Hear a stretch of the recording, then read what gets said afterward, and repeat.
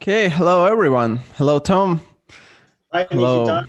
hello our dear viewers. Um, Today we have another really cool event, the friendly match between Latvia and Sweden. So, a couple of words. We have to introduce the whole event. Tom. Yes, thank you, Nikita. This is a friendly match, women's match between Latvia and Sweden. And we have two really strong teams, I can say. We have in the Swedish team, we have Pia Cramling playing white in this position against Dana Reizniece. And Yeah. it's a top game.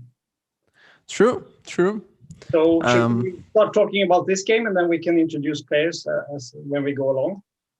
I think we should start here. You could say this is the first board, but there are four players in each team and they will all play each other. So it's a scheveningen system. So we're going to see all the four Swedish ladies play against each one of the Latvian. And you and can what we say can say about the time format? the time format, it's 15 minutes. And then there's an increment of 10 seconds per move.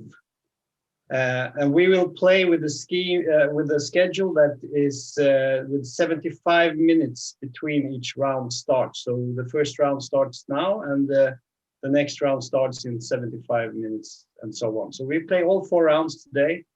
So it will be an intense afternoon with chess. Sounds like a very great action for the next 6 hours.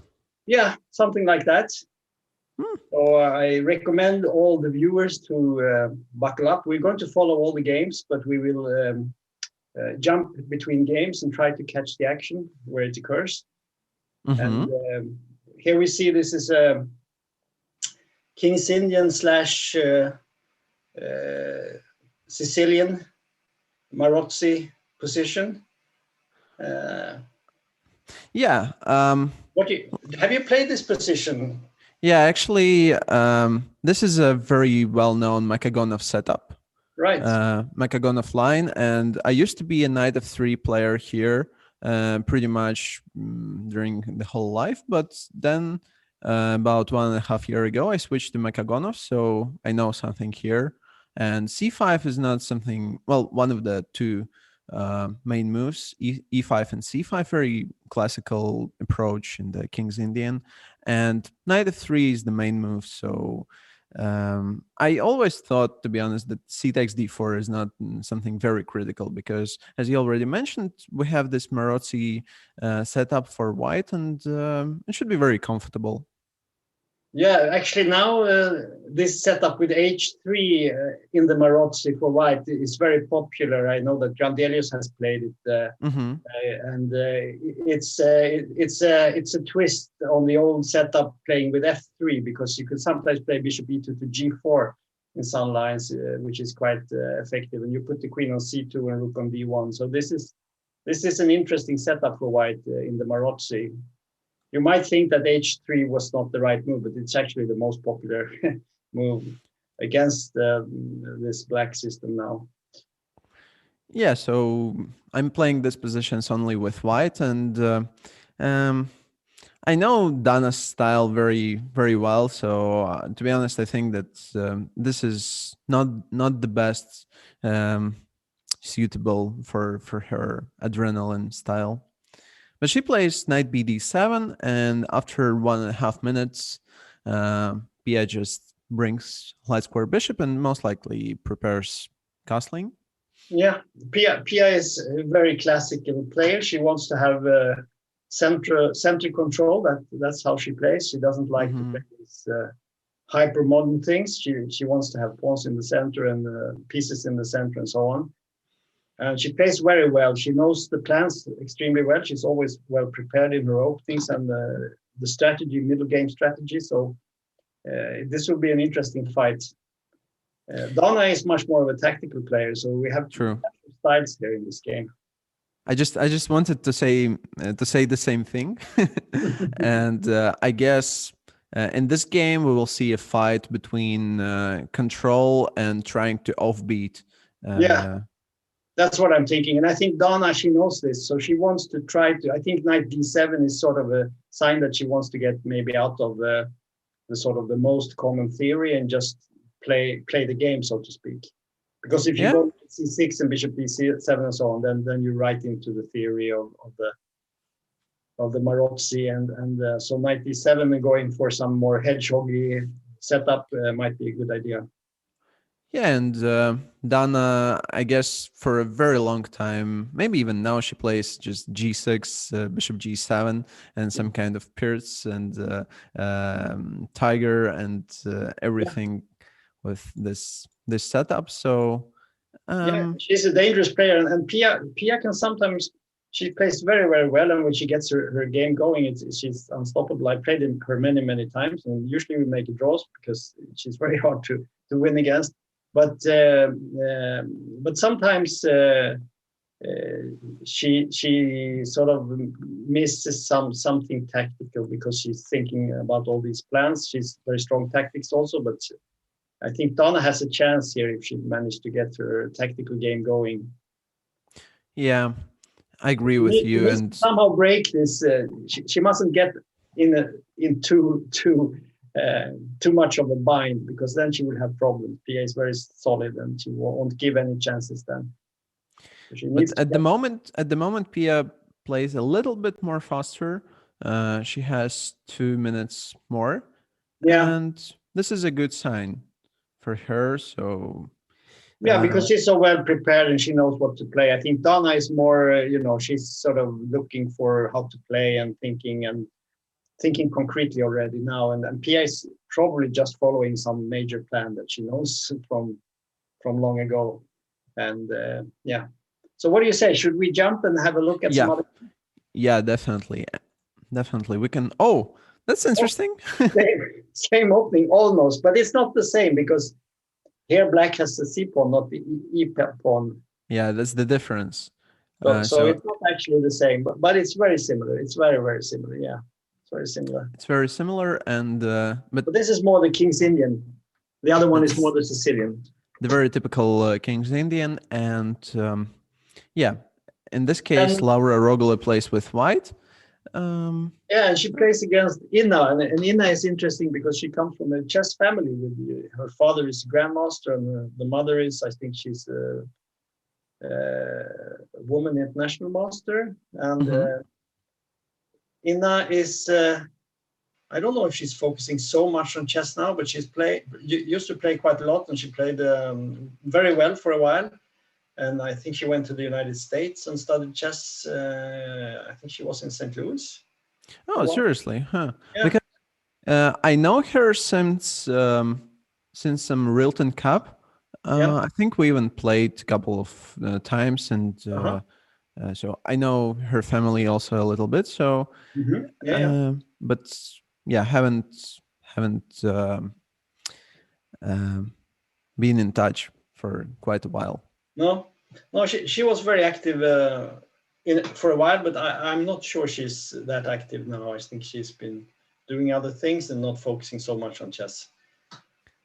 But it's hard to find someone who is very active right now in terms of playing chess. Yeah, this is true. But some people, even though they are not playing, maybe they still have the focus and they are training and they are sort of gearing to get back into play.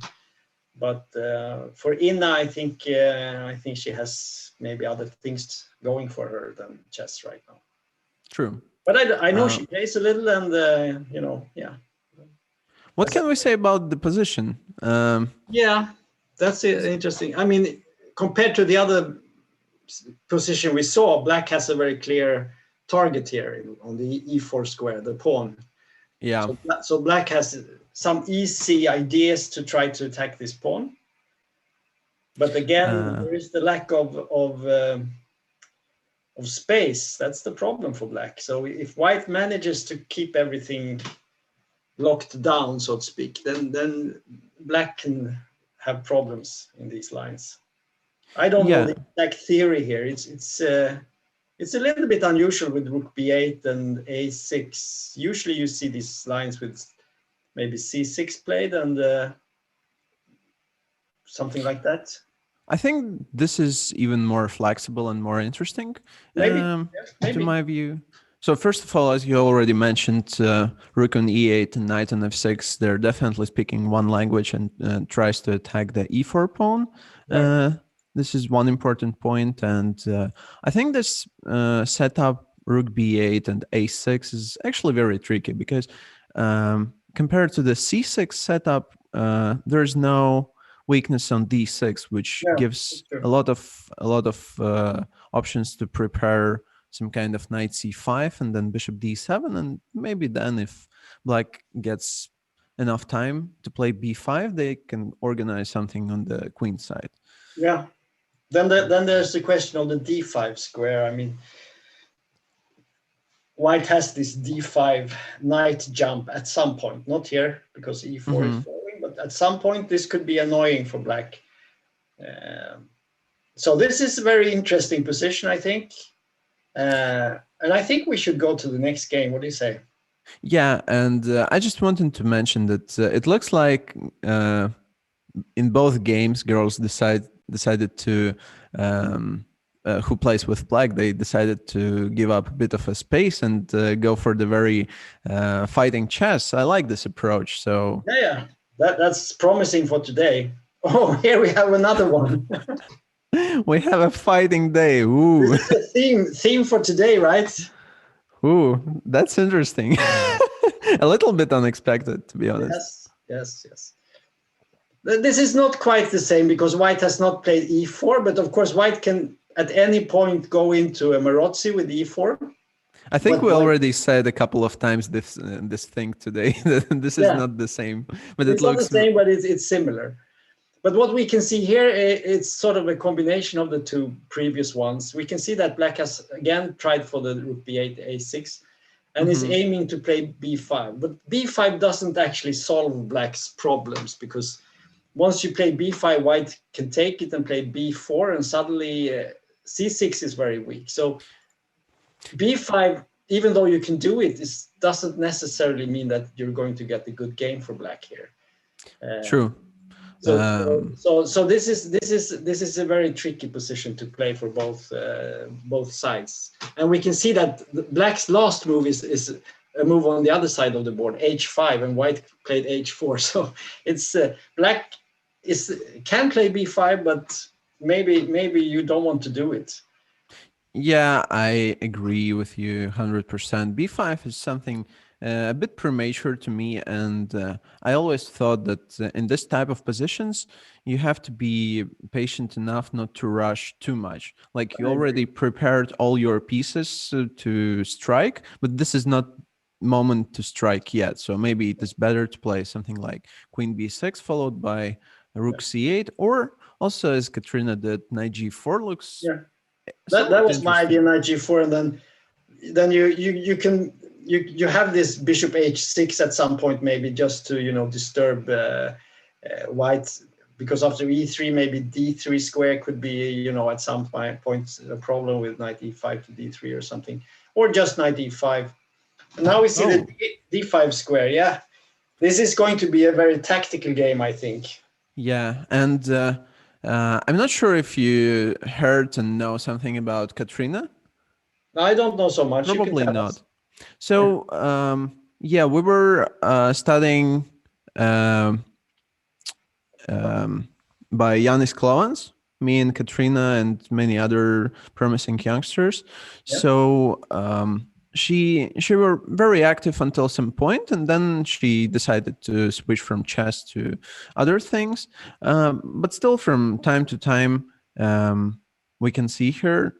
I was very happy to when I got the message that she's going to participate in this event as well.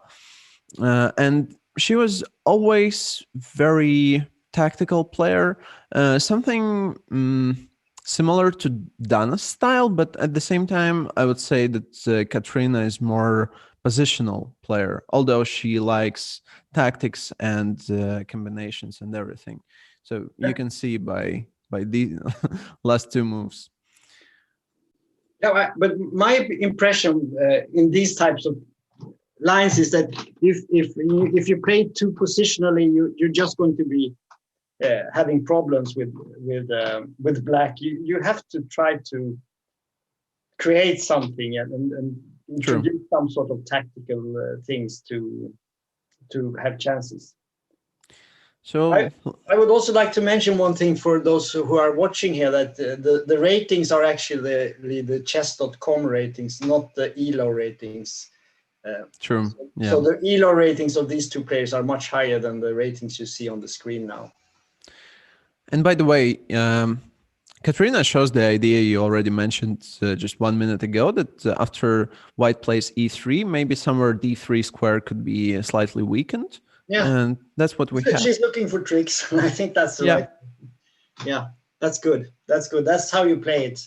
If she had played you the positional b5, I think she would have immediately gotten into a very difficult position. But now she starts jumping with the knights, and the bishop are going to g4 and h6 and things like that. And yeah, I like the spirit of fight, although this is a friendly match. Cool. Yeah. Shall we move on? Let's go to the fourth game. Yeah. Let's go. And then finally we have something else. We have unbelievable. Yeah. So what went wrong in the Linda Krumina Viktoria Johansson game? What went wrong? Someone forgot to add them to the chat. Yeah, they didn't get the memo or the PM on the theme for today. Yeah. So here we have a Slav sort of system. I don't know exactly if it was. Yeah, it was Slav. Yeah, it was some kind of Alapin setup. Yeah, and we have this typical. Black has gotten the bishop out on h5, so it's not trapped on c8, and so black has the pieces out. White has the center, as we have seen in the other games. So that's a theme that's consistent here. So black is fighting against the center with the pieces. To me, the position looks like it's fairly balanced, in my opinion. I don't know the exact theory of this, but it seems that black has managed to get the pieces out to decent squares. And yeah, white could maybe long term get some play with the center, but right now it looks perfectly okay for black, I think.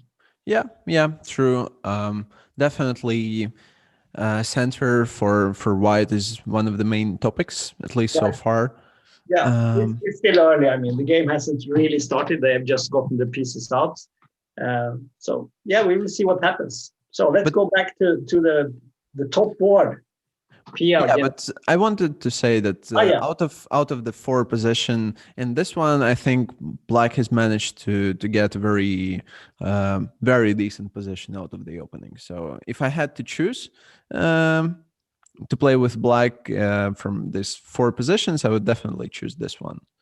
Yeah, but I mean, there's absolutely nothing wrong with white, and when white gets everything going and the rooks to the center and so on, it could be also a very good position. So yeah. Okay, then we can jump to the very first game. And interesting development, I would say, right?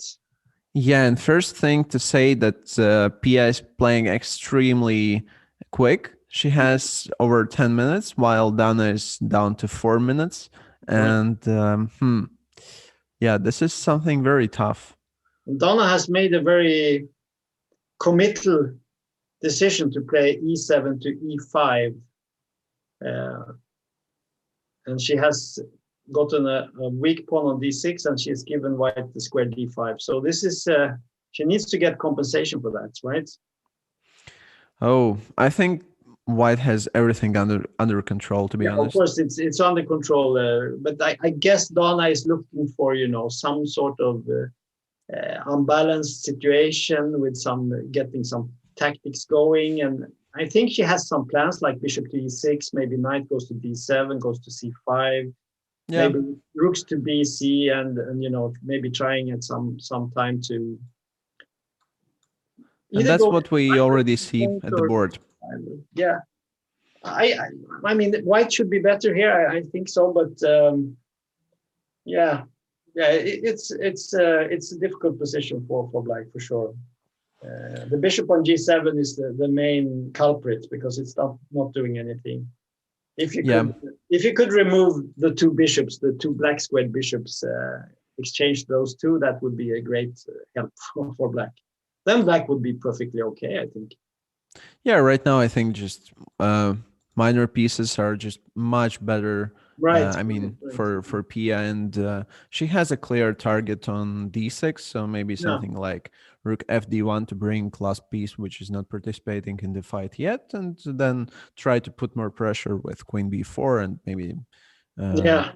Also knight d5 at some point and open the c file could be very annoying because the bishops on e3 and e2 are so strong on the queen side, and just a very classical manner, and this is something I enjoy to see, even though obviously I'm cheering for Dana, but it's just very enjoyable when you see how a very high class player knows every single way how to keep control and improve his position from move by move. This is a troubling position for Dana here, so we will see what she will come up with. But I know that she's looking for counterplay, and I'm sure there will happen things in this game also. But you know what? When you're playing in Dana's manner, this is somewhat typical. Like, this is just normal thing. Yeah, that's what I'm thinking. Some players like to have positions like this, and you can do that. You don't have to have a perfect position all the time. Sometimes it can be very annoying for the opponent also because it's unusual and you don't really know how to handle it. But I mean, I could see black getting some counterplay here. Like, let's say you get either to play f5, f4 at some point, or something like that. That could be quite disrupting. So knight d7 followed. But the problem with knight d7 is maybe knight d5 is very strong. I don't know. I'm not sure. Just in general, I think that definitely white is better, but it is about making the next step. And I think if white wants to make this step, they have to be pretty energetic enough, and they have to. There should be a contact, and this is what Dana is looking for. I think that could be a problem for Pia here because she has a perfect position, as you say. But you still have to do something, It's like they say, you have to break some eggs to make an omelette. And if white wants to actually get somewhere, she has to decide what to do and how to do it. And exactly. She could pile up on the d6 square, but I think black can probably protect there. I don't know. It's not clear. Well, it's very, very interesting. And if we look at the time, it's not decided in any way. It's not decided. I mean, it's equal material. Anything can happen. Definitely not. Because one additional moment, when we joined, it was like almost 5 minute different, and now there's only 1 minute left between them. And I think, as you pointed out, Pia needs to do something, and suddenly she must think. She has made all these sort of system moves. All the classical moves that you play in these positions, rook on c1 and so on. And now, so she decides to go bishop b6. I like this decision. I don't know exactly what the point with that move is, but okay, she I think as soon as you go, for instance, to c6, then she wants to play knight d5. Yeah, this is a fork in e7. And she wants to cover the c7 square because then she can enter with the rook later on. So this is, So I don't know, maybe she has to move the queen to e7 or something like that. I think maybe, But queen c6, knight d5, as you said, I mean, it's... Yeah, I'm just trying to understand, can I go rook e8, for instance, with idea to relocate my knight to d7? But you have to, you mean, you allow, but what about knight c7 is that? Maybe rook e7. But you said queen c6, knight d5, you want to play rook e8, but then knight c6. Rook e8. Okay, that's an interesting idea. I didn't see that one. Okay, that's very interesting. Just put everything on the king's side and attack. Yeah, and then my thing is I wanted to play knight d7 and probably f5, as you already said. No, By the way, I like the idea. I C5. think you have to do something like that. So yeah, maybe Because rook a8. That's an unusual way to play. It looks a bit unnatural to just block everything like that, but maybe it's the right way to play. She didn't do that though. She played queen d7. I think Maybe d7 just a good square for the knight. I think a point now is knight d5. You can take on e4 actually, but that's the problem. Yeah, rook d1. Now there is some problem with the queen there. Yeah, and then probably queen b4 comes. Now suddenly there are problems, big problems. I think your plan was perhaps more to the point. Now she has more problems actually with the d pawn. Yeah, and probably. It's very easy for Pia to play now because she has a very clear target, and yeah. I think queen d7, as you said, it was a mistake. I think probably. I don't see. I don't know what to do here. Rook c8. Okay. Okay, maybe this is still very playable, and Dana just wants to play rook c6, I guess. But I think maybe now you can play a move like queen b4 and rook c6, maybe play c5. Perhaps. Can I go something like rook fc8, just ignoring you at all? Of course. Of course.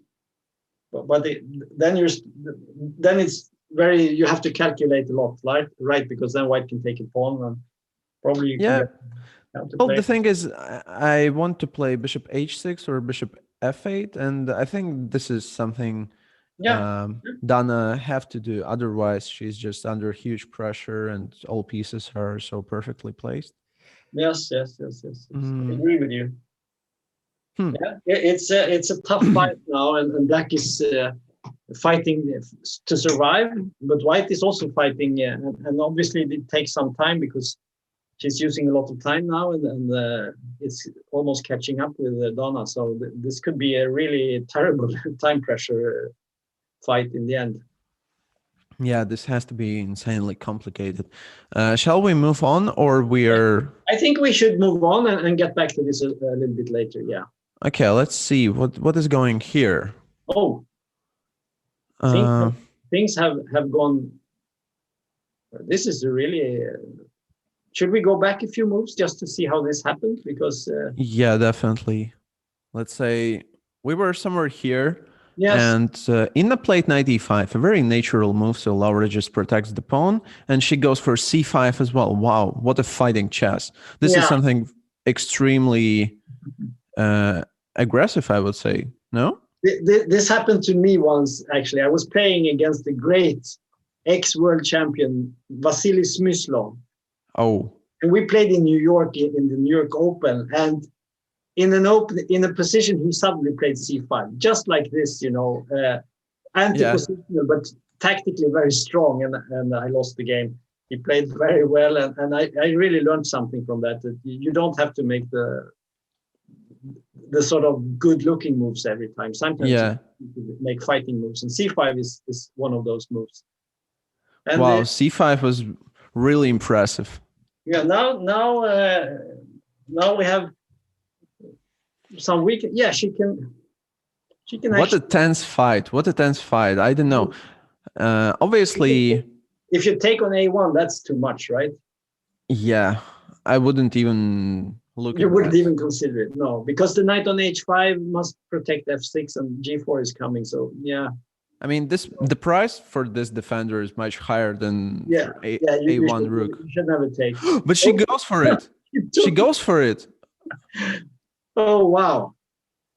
But I don't believe in that. No way. I mean, but still, well, I mean, White can just. But what if I just go g4, for instance? Yeah, that's what I'm thinking. What happens after g4? Don't you just lose everything? More or less.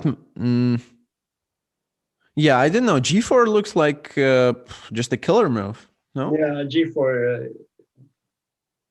Ooh, what a fight! I don't think Laura will miss that one. I think that is too simple for anyone to miss, actually. Actually, I don't understand why she played like that. That was a bit surprising, actually. yeah, maybe I think that it was pretty hard for her to find some alternatives, but there definitely was. but still, well, but she could have played some move like, I don't know, H6 or something. But maybe D5. Yeah. maybe it's bad, but this yeah, it's really dangerous now for black. White has all the pieces going in the right direction, and the knight is super strong on D5. Yeah. But you know what? Maybe after G4, she wants just to take on F3 and play Rook E5. Could it be the way? Yeah, we will see. We will see. Maybe. Well, Inna is a very good tactical player, so I'm sure she has seen something. So we will see. Maybe she has some nice plan here. Wow, what a fighting spirit in all games. We're moving on, or we're here. I think we have to move on just for Yeah, at least we for, have to, because there could be other things happening. Oh, because we have plenty of action here. so this game has developed, and I think it has developed in a way that's perhaps a little bit worrying for black here. Yeah, I think we're going to see Bishop There is an G7. F move here coming, I think. Yeah. Let's say you move the bishop somewhere. I don't know. Maybe bishop E6 or bishop D7. I think F4 then. Yeah, that's what I'm saying. F4 is coming. So what do you do? Yeah, it's hard to say. It looks like you're losing a piece here. Probably Bishop G7 takes and Knight F3, but 3 pieces for the queen is not even enough. Oh, you mean to play that now? Yes, you can play bishop G7. Yeah, that's probably the best plan. So Although, bishop, yeah, she did. although there was also an interesting try to play E6 first to kick. Oh, but after E6, maybe you can simply take on. But now you can maybe just move the king. What happens then? King in E1. Wow. And then you still have the F4 move.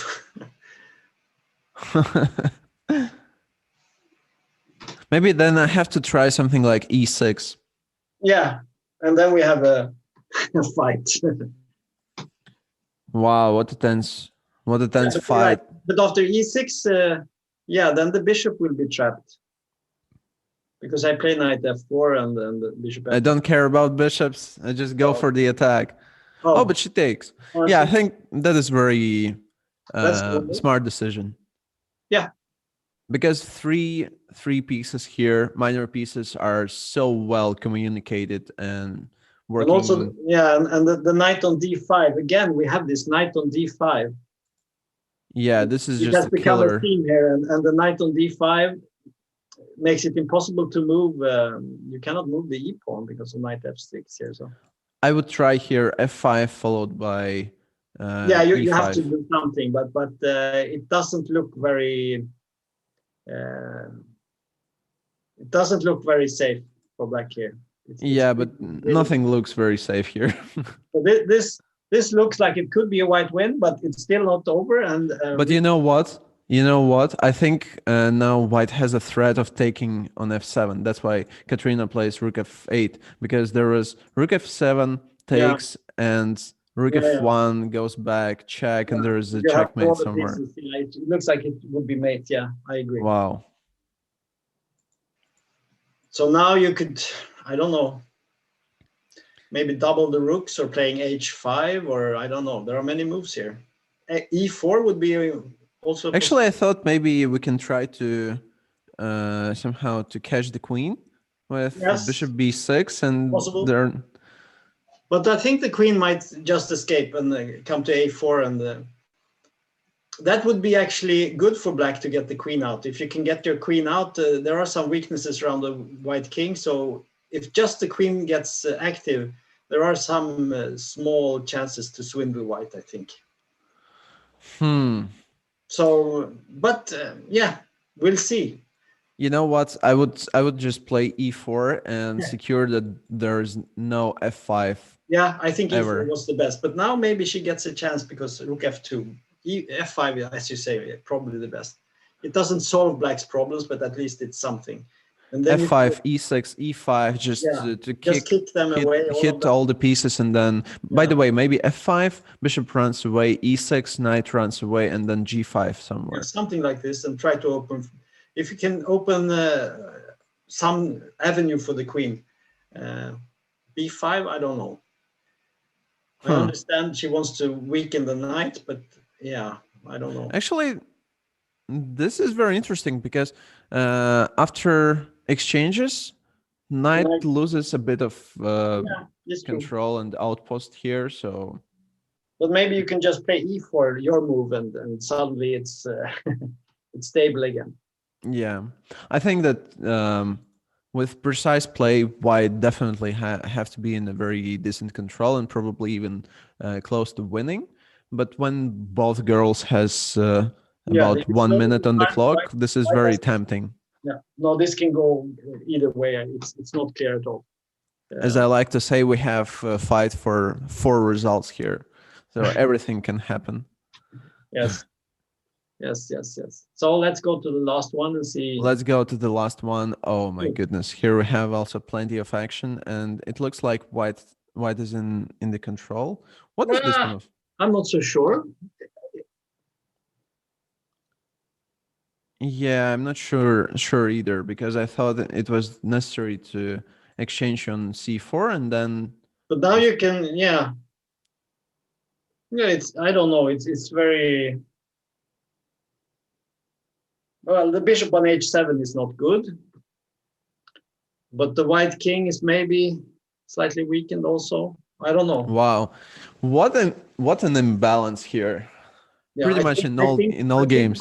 White is probably better in this position, but it's not without counterplay for black. It's not without counterplay. Oh, and here we see a counterplay. What a nice decision by Viktoria to sacrifice this knight and activate. Yeah, because she solves the bishop problem and she gets to the weakened white king. This was really a great decision.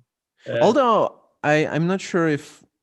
I'm not sure it's good. H3, after bishop h3 instead of queen g3, I think Linda could have hit the queen and also protect the pawn. Yeah. Yeah, I agree with you. That would have been better probably. But this one also looks pretty okay. Yeah, I mean, white is of course not worse here.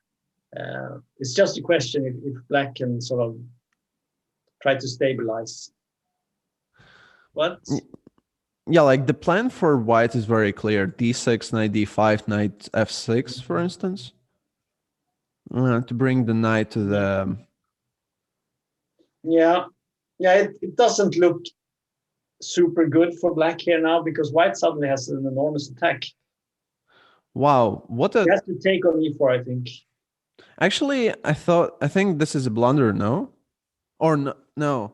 After bishop c5, king g2, queen goes where? Oh,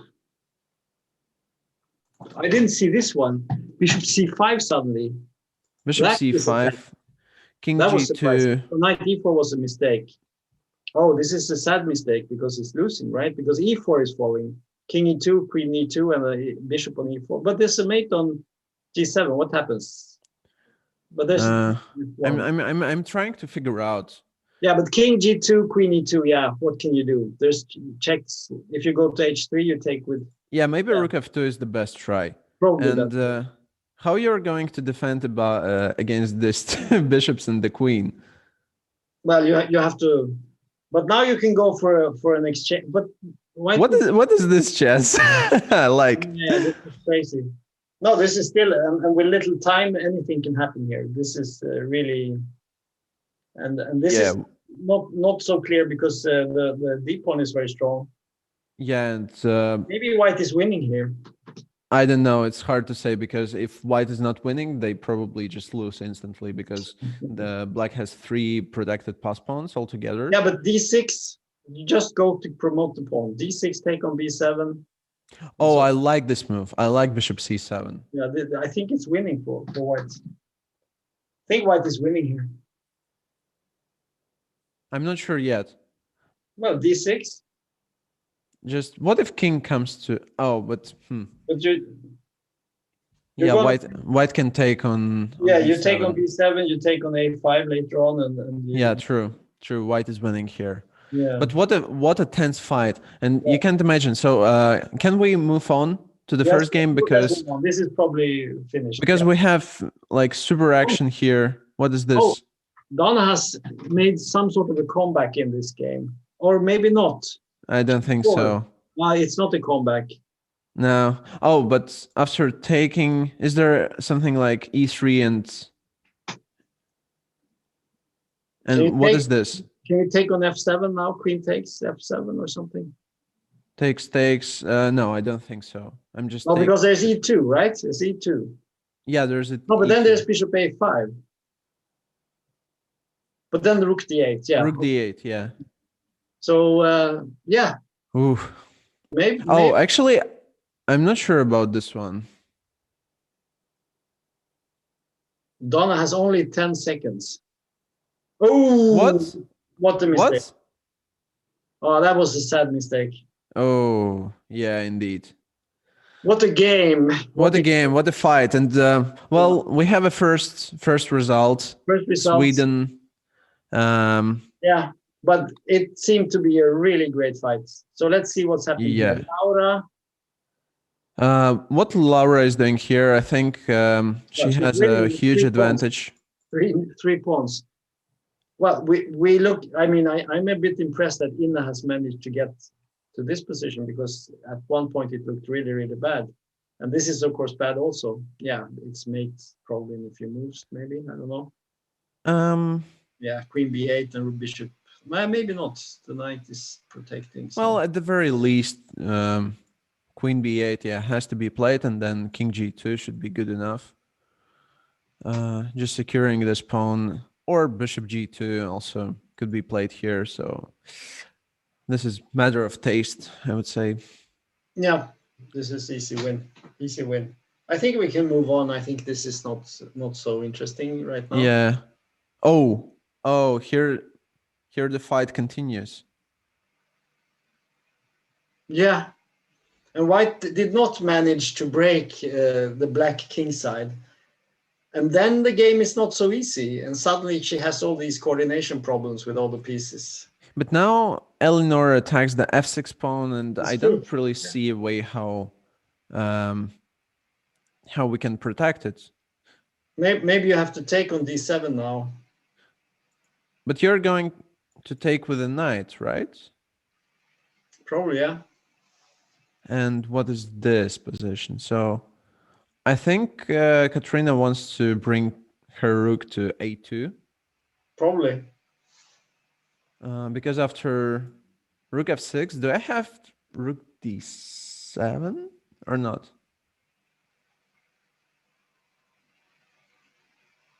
I'm not even sure about that. Rook takes. Rook takes and oof. Rook takes d7. Oh, but there is bishop e5. There's bishop e5. After what? C takes d. Oh, but I think C takes d7, and if I take with a queen, then bishop e5. I think that was a blunder. Or maybe not.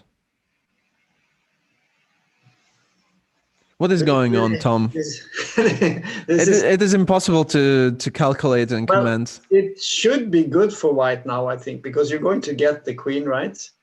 And then you play c7. Or have I missed something? I don't know. Take on that. Do you play b2 or something like that? But then you can just, yeah, b2 maybe. b2. Can I take on d7? Of course you can. because the bishop controls b2, so you don't have rook b2 later on. Yeah, it should be winning. But I can take on f7, and after then c7... you can just win with c7, right? No, I play rook f8. Yeah, but it will be a rook ending with 3 against 1. Should be winning. No, why? No, Rook f8. If you play c8, then... okay, I understand. Yeah. Yeah, you're right. It's not so clear. But that's a mistake, right? Yeah, this has to be a mistake. Take a queen. Yeah, I guess Katrina missed that there's a checkmate on h8.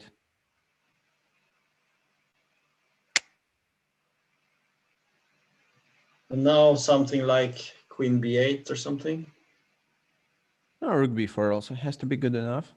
That's good enough. Ooh, what a fight! What a fight! Well, these games are really, really, really interesting and exciting. Very like no energy saving mode at all. This was wow! What a game! What a game! What a game! What a fight in all games! And now we can announce the result. So Pia Cramling outplayed Dana Reizniece, and this is 1-0 for Sweden. But on the second board, Laura Rogule managed to overplay Inna, so we have 1-1. The third board, Ellinor Frisk in the insane fight won in the very end. Katrina Amerika, and on the fourth board, Linda Krumina won Viktoria Johansson.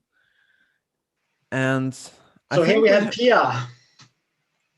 Yeah, we have Pia. You must unmute your... But you're muted. Okay, so now I'm okay. Yes, now I'm okay. Congratulations on your win, Pia. Very tough. We followed the game, and the opening looked very nice for you. What do you have to say about this game? Yes. No, this is like, we played a Marazzi system, and then, but I have put the pawn already on h3, which is a little bit, it used to be said that it's not so good, but now you have new ideas. So it started with a King's Indian with h3, and here Dana played c5. She has played e5 lots of time, but I think she played c5 also once. And now normal, maybe it's most popular, maybe to go d5 to keep the center closed. But I played knight f3, and then we went to Marazzi, and she played this little unusual knight b7. I was expecting maybe more knight c6. So, and we out with the pieces, but she had this idea. And what did she play? a6. Yeah, she needs to have a6. If she wants to move any of the pawn, she needs to avoid knight b5, castling. So here. So what have you seen this position before? Is this something you have analyzed? No, I never analyzed this. We thought you were still in the book, Pia. No, I was not in the book. I was. But the ideas are basically the same. The problem for black here is that it's more difficult to exchange pieces, right? Yeah, of course. Better knight c6. Yes, with knight c6 you will get to exchange some pieces. You will exchange the knight. Yeah, here it's more difficult. So it's like now it's like it's a Sicilian, but I have pawn on c4 like a Marazzi. Black play on the first 3 rows and try to make a break in the center. I play rook c1. I thought that was normal, but I'm not sure what is the maybe. Should I have played something different? I don't know. But okay, rook c1, knight c5. This looks normal. Yes, rook c1 looks normal. I put the rook on the same line as the queen. Is knight c5. Now she played this idea, and this is maybe it's very interesting what she played, because if I go now f3, she can maybe start, with knight h5. You don't want to play so much f3 when you played h3 because there are weaknesses on g3. So so I played queen c2. I thought that was normal. And now she has to do something quickly because my next move will probably b4. I will kick her back. And then after b4, after knight 6, I can go knight b3 and I want, and I have so much more space. So maybe, I didn't expect e5, but when she played it, I thought this was a move she likes to play. So maybe, I don't know, I played knight b3. Maybe I'm wrong. Should I go knight b3 to keep more pieces here? Maybe this is what I should have done. Maybe but we thought that you played well in this I don't know. Yeah, we can see position, because now once she has played e5, you have all these targets. You have d5 square, you have the d6 weakness, and so on. Yeah, but I also have a problem with my c4 pawn. So I wasn't sure if this is right. Yeah, but we can see what happened. I played knight b3. She took with the queen and bishop e6. And I could, yeah, now I could go knight d5, take with the c pawn, and she moves the queen, and maybe then I go queen b6, to try to play queen d7, queen b6. And no, I have to defend on e4 also. So I play this rook ft1. But I played bishop b6 because I thought rook ft1. I thought maybe she go b5, and then it's a little bit annoying. Yeah, I didn't know really how this was, what was going to happen here. Knight d5, but maybe this is what I should have played. Rook ft1. I didn't know what happened. Rook ft1, if she go b5, I go knight d5, and now she cannot take with the bishop because she's so much weaker. She has to move the queen somewhere, and then I will go. And then I will take on b5. This was my plan. Yes, maybe this is how I think you have many options here. I think your position is should be slightly better because she has less space and she has this bad bishop on g7. Yeah. So maybe bishop b6 is not right, actually. Maybe this is wrong. No, we thought this was a good move when we looked at it. But yes. Nikita had the idea that black should play queen c6 here. I don't know. Did you look at that move? Queen c6, I would have gone, I would have gone 95 then, probably. And then rook a8 to e8. Yeah, you can. And then just play this position and try to move the knight and maybe play f5 later on. Yeah, I will go. Yeah, okay. Yeah, that's very, very special move. Yeah, I would go rook ft1 because I don't think you can take on e4. I already has this bishop f3 maybe. Yeah. I don't know. So no, this was we felt that black was worse and black must find counterplay, but yeah. But let's see what happened. Yeah, queen d7. Rook ft1. Now I just thought she should go rook f8. It looked more normal to me, just to have easier to defend the pawn. So rook a8 surprised me a little bit. I thought rook f8 was better. Okay, queen b4. But this was getting in rook c6. And because my queen is so awkward. So this is why I thought that bishop b6, my last moves was not good together. My queen is very awkward here. I would love to have the queen somewhere else, but not. But isn't it good on b4? I mean, you have pressure on d6, you protect c4, and you have pressure on b7. Isn't the queen in a good spot? Yeah, maybe it's okay. Yeah, I wasn't sure. We were quite impressed by your play here. We thought that you had everything under control. Yeah, I was. No, I didn't have it. I had some doubts about different things, but okay. So I thought I have to play like this, and I in c4, c5. I just went for this. Yeah, this was the position we were expecting, and we didn't know how this was. What was your impression? Did you feel that you had an advantage here? No, I didn't know. I thought this was. I thought I was okay, but I didn't know if I was better or not because I see black is getting active, and I know Dana wants to be active. Yeah, so rook c8, yes. And now I took, and now she took an e4. This is something I didn't see. Yeah. So, but okay, this is logical. You take an e4, and here I thought I have many options, but I. Okay. Have you considered, Pia? Have you considered bishop f8 or bishop h6? Yes, bishop f8 was what I was expecting, or maybe also to go bishop h6. But maybe if she go bishop h6, maybe I move my rook. I'm not sure if my rook is better on. Where is my rook better? Maybe it's better not to be in the same line, so because it's pinned my knight. So maybe the same idea exists after bishop h6, rook moves somewhere, and then knight e4 could be slightly better for. But then I take with the knight. When I move the rook, I always take with the knight. Yeah, right. And also after I have knight f6, so it wouldn't work. So if you want to take it, you need to take it now. But bishop f8, this is what I was expecting, actually, this and to play this position, because now I can never play. I can never play bishop c7. She just grabs and she wins an exchange with nothing then. So bishop f8. She will take back the pawn. I wasn't sure what I would have played there. Actually, I wasn't sure what would have been my move there. Bishop f8. I would have, maybe I would have gone with my bishop e3, and she take on d6. And I thought that was okay for her. But I will try to get in some 95 in some moment. That is what I want to do. So she took, And I But play what happens after knight e4? So yeah, you just play bishop c7 and 94 rook takes breaking up the e1. connection Yeah, you between wanted me to everyone. play this, yeah. But I didn't want to give exchange, yeah. So, and now she took, I took, e4, took, and here queen d2. But I thought, you know, now I keep my pawn on d6. The bishop, of course, is maybe not so active, but at least I keep my pawn here. So bishop e7. Yeah, bishop has to block the pawn, otherwise life is bad. And Yeah, absolutely. c1. yeah, all of your pieces are just work so well together. Yeah, no, I was happy. Here I was happy. I was worried I was becoming something different earlier. So something. Pretty much all pieces dominates the black's pieces Yeah, in this moment. yes, and now this d pawn is so important. Yeah, rook d1, so the rook is not hanging, and now I will go for I will just try to get close to the yeah, maybe queen d5, queen d7 is a threat. Yeah, queen d5 is Probably this knight e4 was not the best move, actually. or maybe to play differently afterwards. I think so. Maybe, but this looked, once you get the d pawn, it's very tough for black. Yeah, and now I go to rook d5, which I asked for was good, but maybe like the last position I made mistake. Yeah, so check queen f1 here, and then I realized if I take the piece, this c pawn is very annoying. I didn't know how I could stop it, so I realized that. But that's the right way to play, Pia. You don't have so much time, so you cannot play too complex. No, here, and here. And now when she go e3, I assume I should go rook take f7, yeah? No, it's not with check afterwards.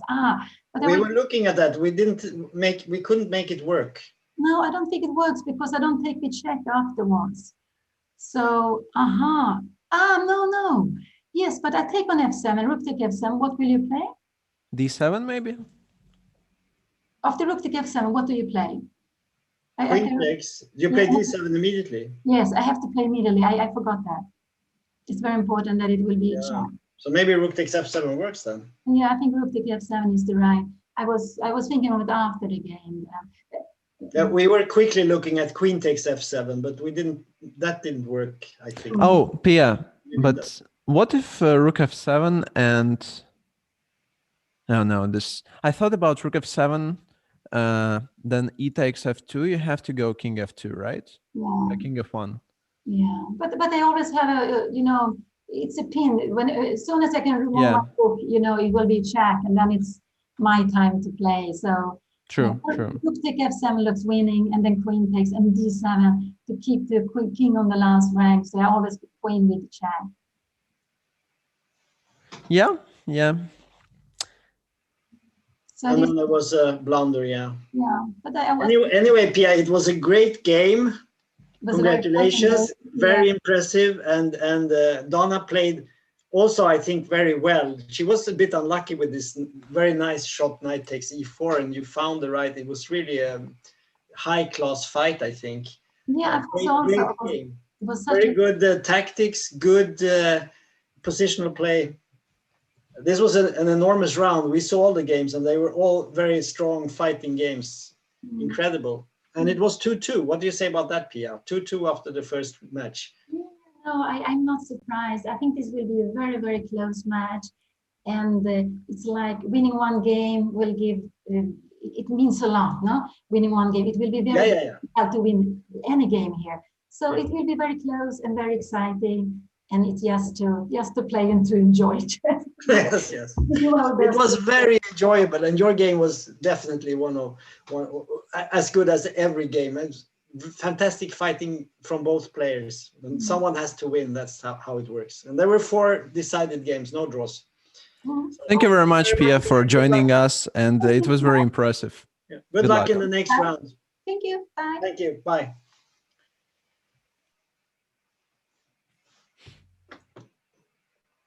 Yeah, that was a game. Wow, and we have Linda Krumina in the studio. So one quick question to you, Tom. Should I translate, because I think we have an interview in Latvian? You can do it in Latvian, and you can. I think you could translate into English. Okay. Yeah, If you sure. want to? I mean, for the audience, I think we have a lot of people interested. So. Okay. Yeah. Čau, Linda. Čau. Apsveic ar uzvaru. Paldies. Pastāstīsi nedaudz par partiju. Jums bija diezgan aktīva cīņa. Aktīvi, jā. Nu, tā es arī biju izdomājusi spēlēt. Gribējās. Es gan sen nebiju spēlējis šo variantu. Īstenībā reti, kurš nospēlē DC, jā, nosūta bandnieku uz C4. Tāpēc, es patērēju diezgan daudz laika, vairāk nekā, nesaplānoju. Laika menedžments īsti nebija. Bet atklātnē tu spēlēji diezgan ātri. Vismaz ātrāk par savu pretinieci, ne?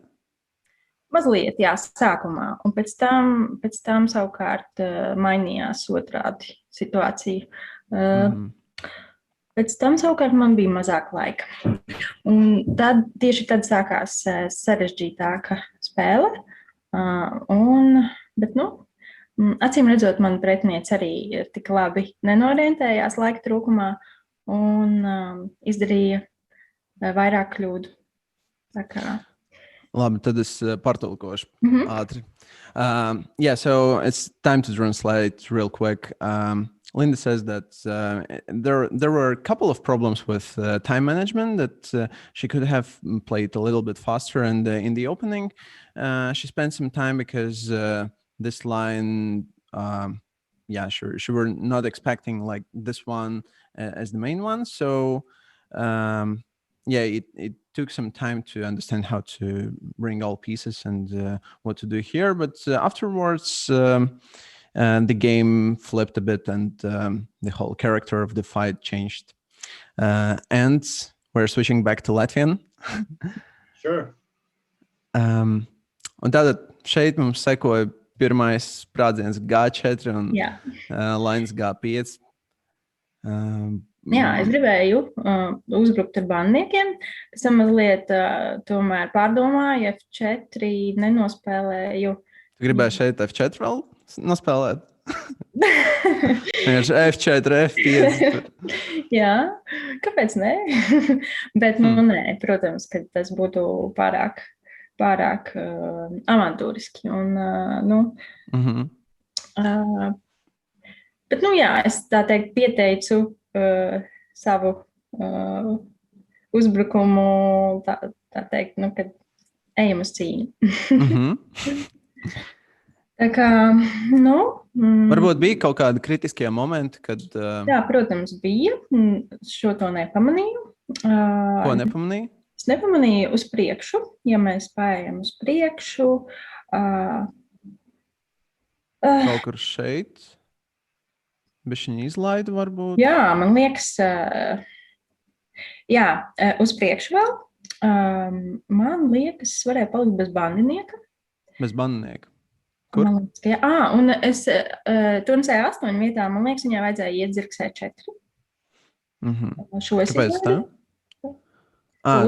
Tad viņi var samainīt tavu melnausiņu laini. Man vajadzēja sākumā novietot turnu uz E1 un pēc tam otru uz D1. Šo es palētu garām un... Es tad ātri pārtulkošu. So this was probably one of the important moments of the game, because it looked like White made some progress, but instead of playing Rook D1, Linda says that it was better to play Rook E1 first and keep like control over the important E4 square. However, after Rook A D1, we have a huge problem with E4, and there's knight E4 coming, exchanging bishop, and it looks like bishop D6, so it should be slightly better option compared to what happened in the game. So how does she evaluate this position? What was her feeling about this? After Rook D1 or before Rook D1? No, in this position.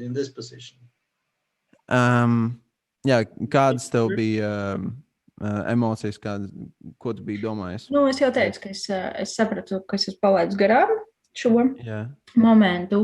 Īstenībā ļoti svarīgs moments. Un, un es ļoti izbrīnījos, ka viņi pagāja un C8.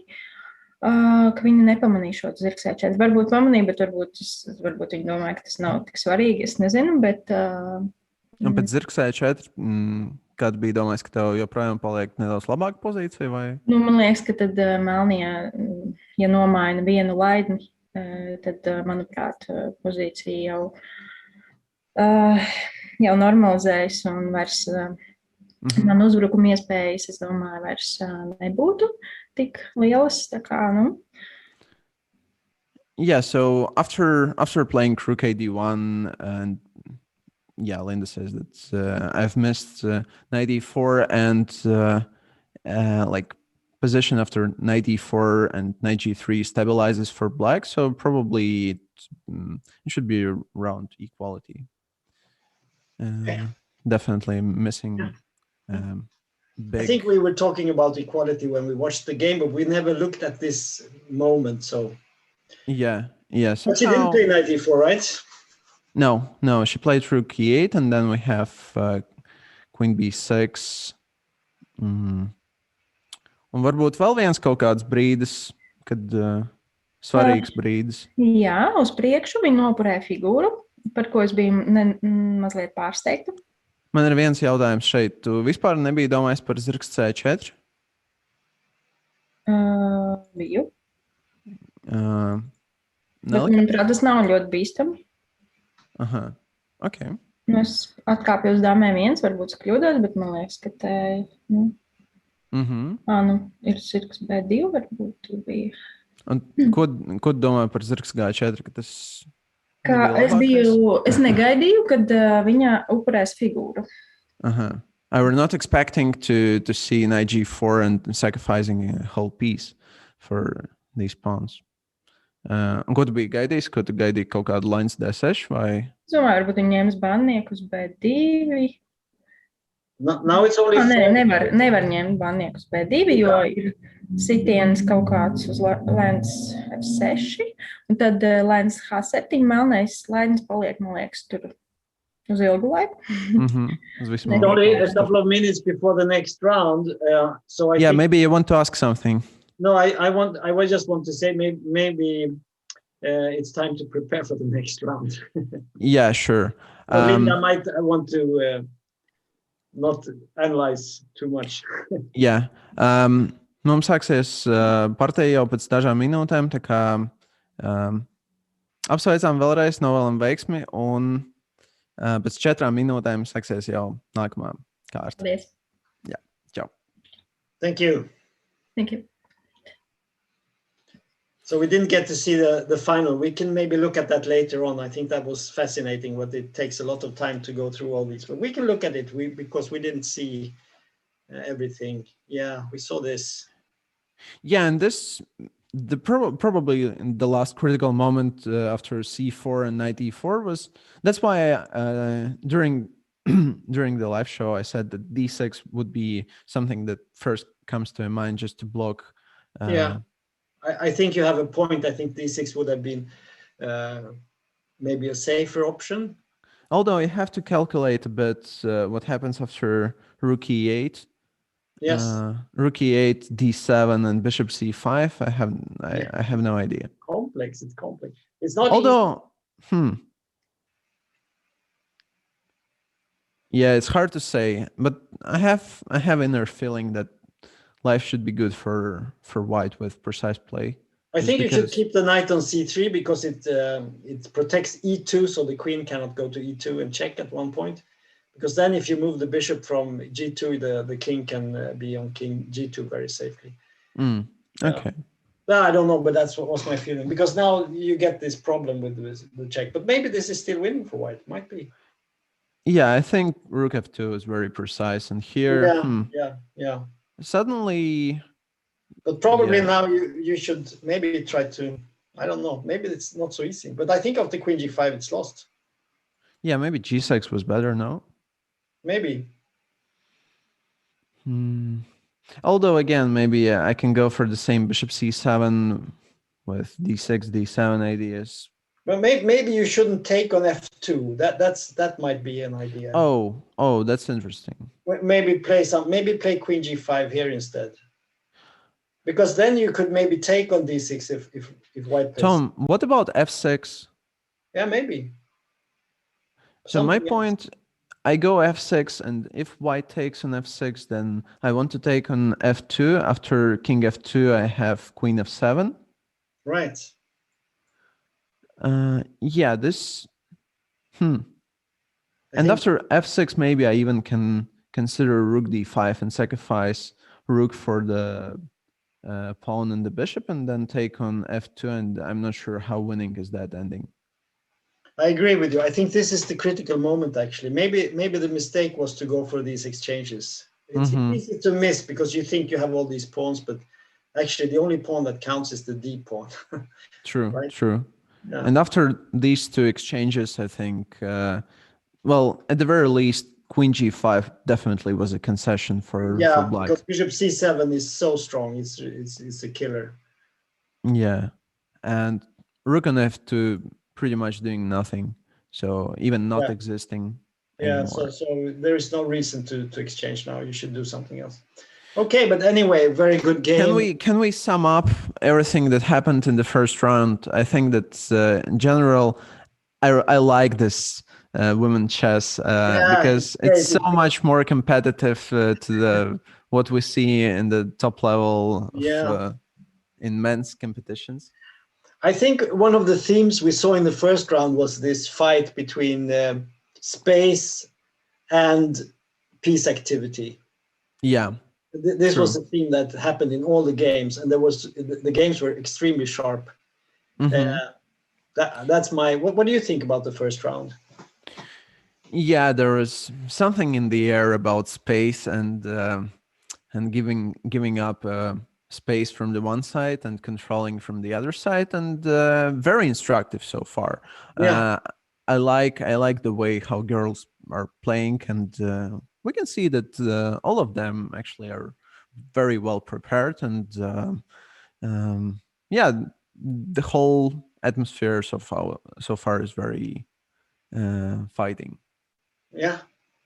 Okay, we've started round 2, and we have a matchup with Pia playing against Laura. So we have 2 winners playing against each other, right?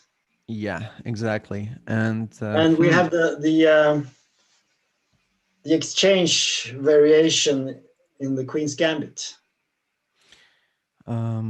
Yeah, I have to say that Laura, compared to the Dana, is more strategical player, and she likes solid setups. She plays both Queen's Gambit and I think Slav defense, if I'm not mistaken. So she likes to fight for a center, and usually Dana tries to undermine it with c5 pretty much on move 1. But Laura plays it traditionally. Yeah, I know Pia is an expert in the Queen's Gambit. I've actually played the black in the Queen's Gambit against her, and I know she's very well prepared. So if Laura goes into some sort of theoretical line, she can expect to meet someone who is well prepared.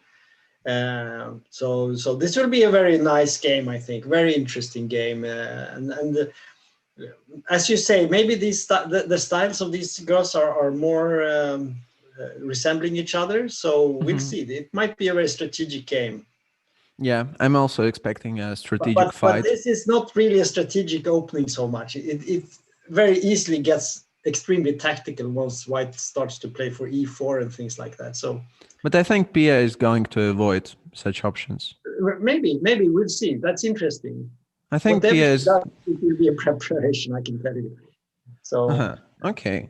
Yeah. So it's interesting to see what Laura is going to play here after Queen c2, because I guess many plans are existing, so we can share a bit with our audience. One of the main moves is knight h5, kind of a modern one to exchange dark square bishop, followed by knight b6, and Yeah, I'm also playing it from time to time this way. So this is kind of energy saving mode, just to get rid of pair of pieces and then keep playing. Yeah, there Another are many option. plans. There are many plans, and we'll see what they choose in this game. Should we go to the next game and see what's happening? Yeah, sure. So probably let's go to this one, and it's funny to see that Dana actually plays pretty much the same position with the other color. Yeah, so we have another Maroxy game. Yeah, this is the classical setup with f3 and all the pieces.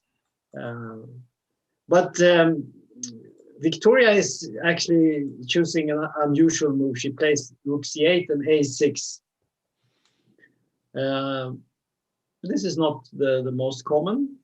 Usually black goes for some sort of exchange on d4 and bishop c6, knight d7 and things like that. And also a5 is very common. But you can play like this also. And I don't know very well this type of positions, but I think you want to have the second rook on c8, right? This is usually the way, yeah. The risk for when you play like Viktoria is doing it now in this game, the risk is that you get a very cramped position and you don't get to exchange your pieces. Mm-hmm. And when you don't do that, you end up in a position where you have lots of pieces but no place for them. That's the problem.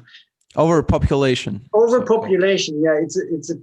You get a crowded position, and then you cannot move from side to side. So suddenly white attacks on the queen side and then moves over to the king side, and it's very hard to follow and protect. So it can be very difficult, but we'll see what happens. Viktoria, I know Viktoria from long ago, and she's a very strong player, and she's actually much more of a tactical player than, for instance, Pia. And she likes a tactical fight, and we saw that in the game she lost in the last round, that there were lots of tactics, but there was also time pressure and things went wrong for her. But we'll see what happens in this game. I'm sure she's going to try for some tactics. Yeah. And one thing we have in the chat, Pia is copying Grigorov's game against Laura when Wasa won the Latvian team championship. Okay. So just interesting fact. Should we move on, or? Yes, let's go to the next one. Okay, next one. What do we have here? We have Inna Agrest against Katrina. Oh, and we have an e4 game. It's an Italian that looks more like a Spanish game now, maybe. And or Rui Lopez, and we see Inna going hard in the center with d5. Yeah, probably she wants to strike back. Yes, after loss in the first round. Yes, I'm sure she wants to strike back, and this looks I don't know. Sometimes when you play d5 in these types of oppositions, you get a very weak pawn on e5. So it's not always. Yeah, and that's what Katrina instantly tries to. Yeah, so you might think that black solves everything by playing d5, but that's usually not the case because you have this problem on e5. So are we expecting some kind of rook e1 after knight d5? Knight d5 already. That's what I'm thinking. Rook e1 here. I think rook e1 makes a lot of sense because if we exchange on d5, it just looks like. Improvement for black. Then we're helping black to get the pieces to the good queen or the bishop to d5 and rook e1 looks normal. Yeah, but I mean the position is sharp. I think it looks. I think we can say the same thing. What you mentioned about Pia versus Laura game, that it could become very sharp in just a couple of minutes. I think either you get lots of exchanges, this is possible, but it could also get very sharp. I mean, white has the bishops pointing to the king, So suddenly white has some d4, queen d3 action, and it can all explode in just a few moves.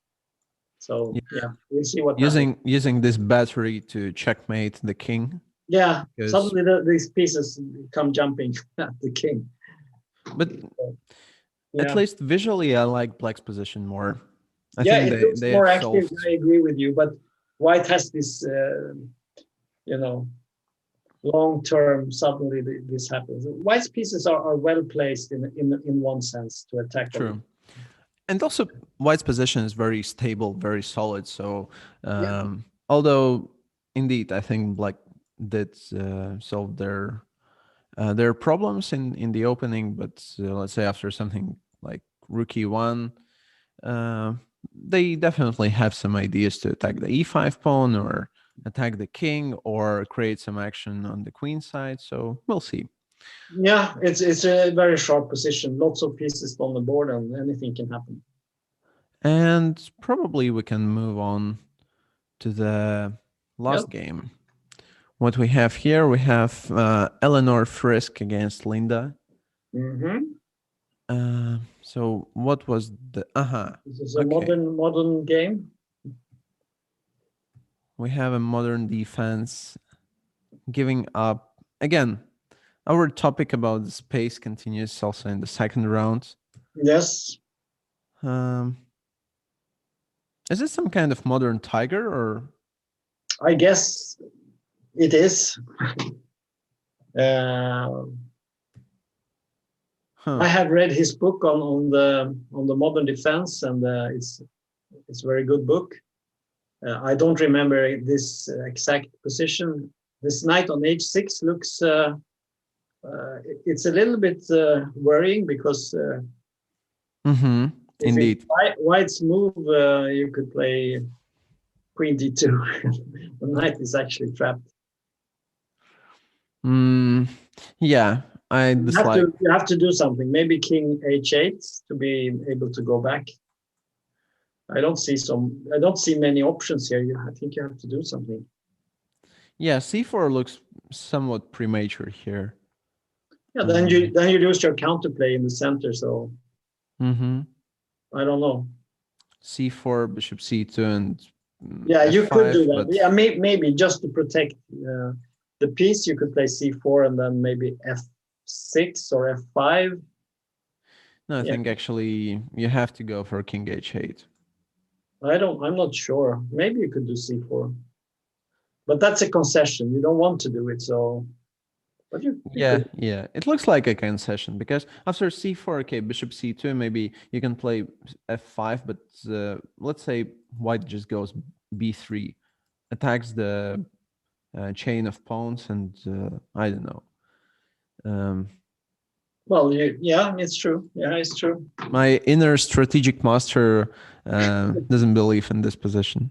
Well, the idea would be to play actively on the king side, so play like c4, bishop c2, and f5. But I agree with you, it doesn't look very promising, no. And she chooses to play king h8. I think that's the most. Yeah, and she spent almost 3 minutes for this decision, but I think it was worth because after king h8, yeah, you have like this spirit of the fight, and you're keeping this high level of action in the center, so you can bring your bishop to b7, and maybe now, by the way, not instantly because there's knight g5, knight e6, but somewhere there could be ideas to push f pawn. So a lot of action, and maybe we can go back. Yeah, we can go back to the Dana versus Viktoria. I think this is a dream position for white now.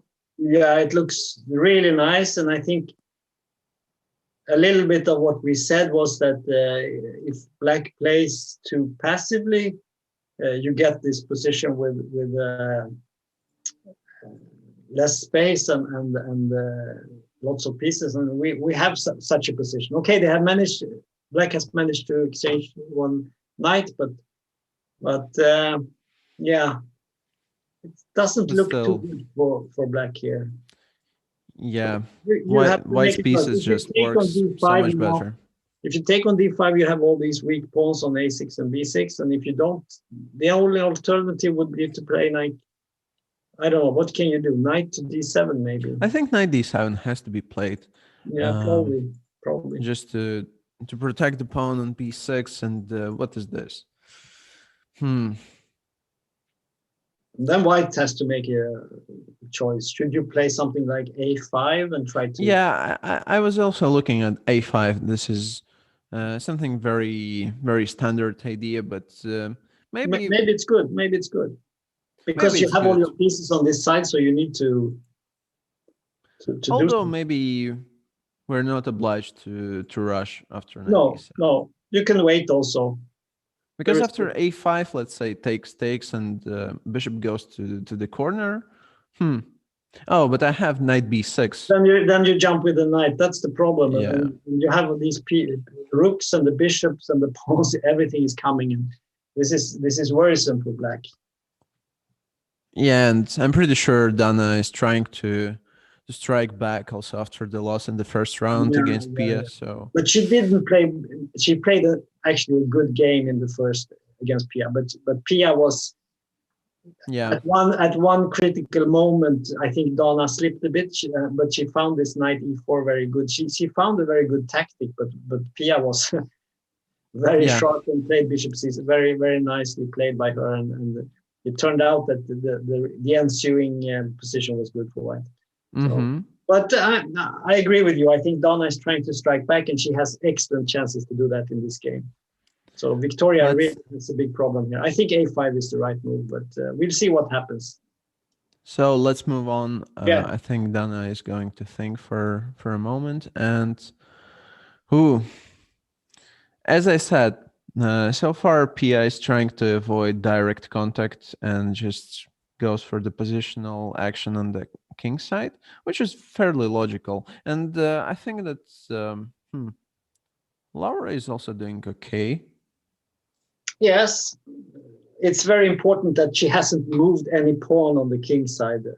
If she had played like h6 or something in this position, then it would be critical almost, because then you can break. But with the pawns on g7 and h7 and f7, it's not so easy for white to break the position. Yeah. So I think wall of pawns. Yeah. So one plan for black here is to try to do something on the queen side, like rush the pawns. That's one plan. But in this type of positions, as you already mentioned, as soon black goes for c5, for instance, and we're switching to the position with hanging pawns, this becomes very sharp. And I don't know. I'm thinking maybe you could do b5, like b5, a5. But b5 looks too soft. Yeah, it's too soft. It's too slow. I know. You showed me my old game against Shirov before this. I played that plan and it didn't work. So I agree with you. Yeah, by the way. I think c5 is the natural way. And after c5, d takes c5. Tell us, beginners, how we should react. Do we have to take with a queen or with a rook or with a pawn? Well, as you already said, it's highly tactical, and with the queen on d6 and the rook on d1, you cannot say there are any rules. You just have to. But I would like to take with the pawn. I think, if I could, if it's not prohibited by some tactics, I would like to do that, just to open the b file and to push maybe d4 or c4 at some point. So I would like to play c5 and take, but maybe it's also possible to take with a piece. But then, of course, white gets d4 for the knight. Yeah, extremely well outpost. Yeah, and then suddenly black's position looks just not so nice to play. But if you can take with a pawn, I mean, then you have something to. I wish to have queen not on the d file. This X-ray bothers me. Yeah, this is the problem. But on the other hand, what should white do here? What's the plan? What do you think white should do? I think the character of the fight is somewhat similar to the first round when Pia got a little bit more space, and but it was necessary to make a next step. And here, again, it looks like she's almost there to create an attack, but yeah, here we have to calculate and to think. I don't know. G5 looks like a very natural move. G5, maybe knight d7 and e4 definitely deserves attention. One move to play after G5 would be like knight H5 to sort of physically blockade the H pawn, and also after E4 you have a F4 square at some point. She goes to knight E5. Yeah, I was going to suggest that as a possibility. Maybe now followed by F4. I guess so. F6 to D7, and after F4 maybe you could even do F6. I don't know. I think I would play C5 almost automatically here. Here, yeah, okay. Yeah, it looks very logical to play C5. Something like C5, and after F4 takes on D4 and maybe knight E4. Interesting, yeah. I agree with you. C5 looks like the move you want to play. Because you want to move. You want to... There has to be some movements. Otherwise, you're just... these pawns are going to roll down, and could be slightly unpleasant. Well, it could be very unpleasant, I think. So but the question is, if after C5, do you have to play F4? Maybe there are other moves. I don't know. Knight B5, is that a move? Knight B5, then I B8, hide on B8. Yeah, and then I'm happy to play A6 B5. Yeah. It's probably no big. She went for the knight D7 plan. Okay. Yeah, that was the slowly alternative. Prepares. One idea is to, if white plays F4, you have this backward pawn on E3, and you could play like F6 and then try to counterplay against the E pawn. Yeah. In the very beginning of this game, we said that this is going to be a very strategic fight, and here we have it. Yeah. So we're in a good shape, I think so. No? Well, if you say that the game is going to be strategic, I think you're not taking a big risk, right? True. There's always some strategy. Well, but I think there could also be lots of tactics in this game, because it's gearing up to be a very intense fight, and I think it's going to be in the center. It looks like it's more of a center game here. I want to pay attention to Pia's time management. I think so far she does extremely well, because in both games she's up on the clock, and she just there are kind of opening moves. She's very well known theoretical player, but at the same time I think that she just controls what is going on at the board very well. For a while I was the captain of the Swedish national ladies team. And I remember, and I had some, it was for not so long, it was like only 2 years or something like that. But during this time, I talked to Pia, and she asked me at one time, I have this problem with time management, and I don't know how to deal with it. And I said, Pia, you have to think of a chess game as two games. You have one game on the board, and then you have one game on the clock. And you have to play that game also. And maybe that has actually helped her a bit, because I can see that she's actually playing the clock quite well now. Yeah, definitely. Yeah. Thank you for the cool story. That's interesting. Yeah, it's a little bit of a story. Yeah. And, usually we have some problems, and then we're trying to solve it, and not instantly we know how to control time and control our pieces. No, I've had the problem myself, and it's so easy to sink into these deep thoughts. But if you think of it as a game, and you have to think about the clock as a separate game, and you have to play that game, definitely, then it's actually easier, because then you can think, okay, I'm gaining something on the clock, so I can maybe not think so much and not only think about the chess. So yeah, that's definitely a very much different game when we're speaking about chess without time at all. this is something very different. Yeah, chess is very much a time game. Is it time to move to the let's go. third game? Yeah, let's take another game. Oh, boom. Here's things have happened. Should we go back a bit to understand how this happened? Definitely. Because we had a very tense situation and we said that there could be a lot of exchanges, and obviously that happened. So we seen this position and then we went away. She played d4 here. Yeah. I don't think that's maybe the most critical. I think rook e8 rook e1 would have been more interesting. But anyway, let's see. True. And after taking on d4, she just takes, claiming that it is time to create some kind of attack.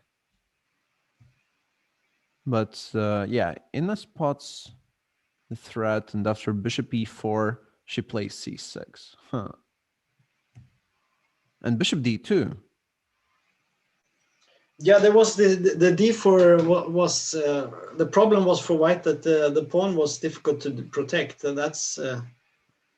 But actually, this is very double-edged, I would say. Very double-edged, of course. Yeah, this is double-edged.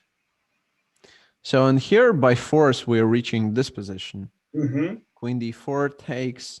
Black has to take on b4. White captures on c6, and now after something like rook c8, we're taking on b5 and x-raying bishop. Then we take on e3 and on b5 and on what's. Yeah, I think so. So rook a8 already on the board, and I don't think black can be worse here, but I don't know. Maybe there is some move for white, but to me it looks like white played d4 too early, and all the exchanges didn't help very much. That's my impression. I don't know. What do you think? I think it's calculation time. A takes b5, bishop takes e3, f takes e3, a takes b5, rook c1, queen b2, rook b1, queen c3, bishop b5, queen e3, king h1, and in the end we have 2 against 3, and hopefully white will try to. No, you ruined my calculation time.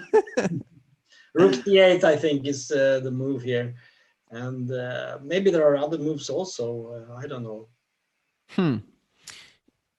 Yeah, it's hard to say, but maybe this is also an interesting approach because she attacks the a6 pawn, and if she manages to take it, then. But black can always play bishop b3 and take with the pawn on a4, so I don't think there's a problem for black here. But the question is, can white get an equal game here, or is black worse? I think that's the question right now.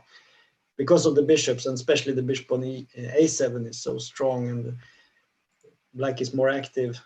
So white is fighting to equalize here. Yeah, definitely, without any doubts. Maybe we should move on. I think we have possibilities to go back to this later on. Oh. Oof. What a tense fight. I like the fact that they have not exchanged anything so far. 19 moves in the game and no exchanges. That shows a true fighting spirit. Horrendous position, very difficult to analyze, right? But there is something with white's position that is more, it's more compact somehow. Black has attacked on both sides, both flanks. So it's, I would go e5 instantly. But I'm not sure if it's working. Yeah, that would be. But yeah, that's true. Because you have to take, right? Because the g6 is hanging. So e5. So you must take. Take, and then you have. And after knight e5, we have bishop f4. I don't know how to. But then you can move the rook back. No, then you cannot move the rook. Yeah, you're right. e5 looks like a very strong move. Yeah, and unfortunately for black, there's even no f4 or g5. No. Yeah. The combination of playing. And she goes for it. Yeah, she finds it.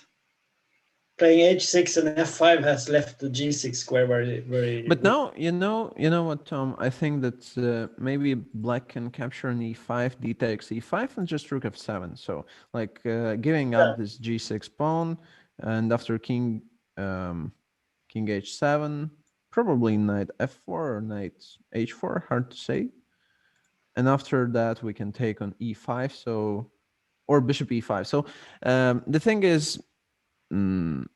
Definitely, I think white should have an advantage, although this is not lost yet. So no, it's not lost, and black has the pieces are not so badly placed. I mean, the bishop on b7 has a very nice diagonal, and the bishop on g7. I mean, it attacks e5 and it protects the king, so that's also quite well. I mean, the knight on g8 is a bit passive right now.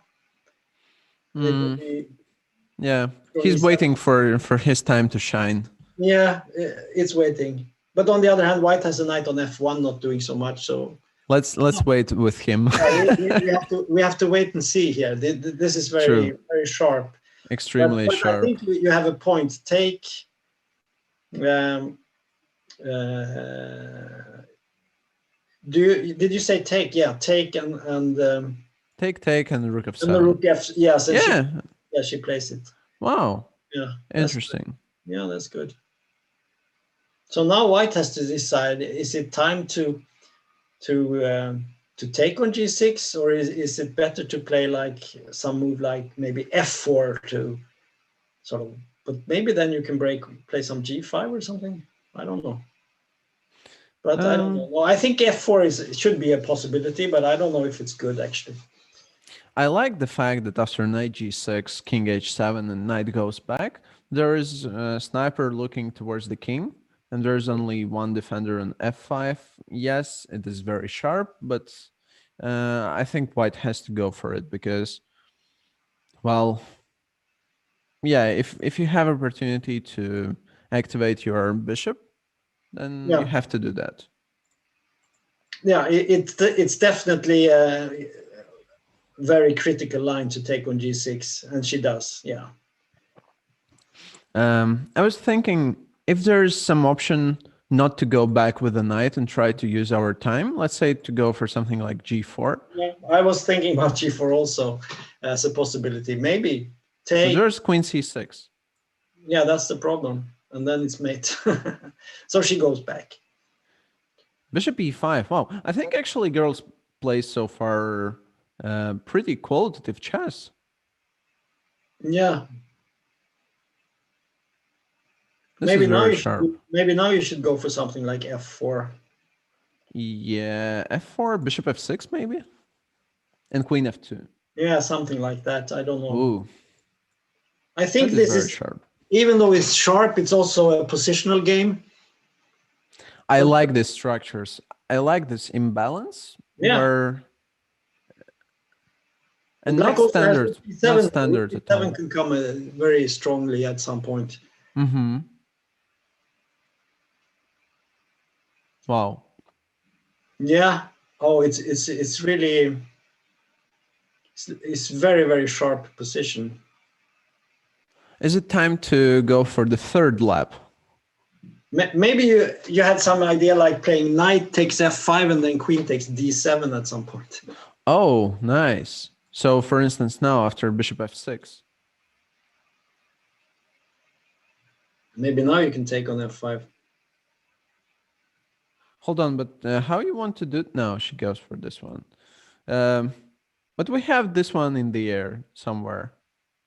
There was a line with a rook h7 mate that I was looking for, but it didn't happen. You know, with a bishop takes f5 and then taking on d7, and the queen must go and take on rook h7. I like this targeting g2 pawn with rook g7 and yeah. But white has a good defense. She can play knight to h2, the other knight, or something. I thought about knight c5 and maybe. Yeah, black has some possibilities. The position, the pawn formation in general should be advantageous for white. Slightly better pawn formation, but black has activity now. Yeah. I'm not sure white has played this the most accurate way, because I think black has lots of play here. True. But this is very complicated. Like Extremely, even for us, we're. there are so many moves, and there are so many. This is the position where a computer can find fantastic. What happens now after rook g8? Yeah, what's this? Knight h5. Oh, and you want to say that after knight h5, I take on g2 and play bishop f3? Yeah, something like that. I don't know. But then you have to watch out for rook d7 and knight f6. Yeah, exactly. So there is, yeah. I like that in such complicated position, girls just instantly place all moves. But actually, maybe this one and is now very it's good. For black, I think it should be good, right? What about bishop h4 and knight yeah, d5? something. You have to watch out for rook d7. That's the biggest problem. Yeah. If you avoid that with something. That would be blunder of the year, rook d7. Yeah, well, I've seen quite a lot of blunders this year, but yeah, it would be a really big But you know what? I just understood that after bishop h4, there's a threat just simply take on f3 and using this long diagonal bring queen to the action. Well, so Ellinor, she misplayed this position, and now the position. Wow. Oh, yeah. Now it's, but rook f1 is probably a good move. But black has so many good moves here. I mean, this is horrible now. Yeah, I just wanted to draw the arrow from the e7 to d5, but she already played this move. Now she should play maybe bishop back, bishop c1 or something, but you don't want to do that. You don't want to move back, but that's probably necessary. But after bishop c1, maybe I even can consider king g6, king h5. Yeah, I know. Yeah, probably the position is just lost now. Yeah, maybe. Yeah,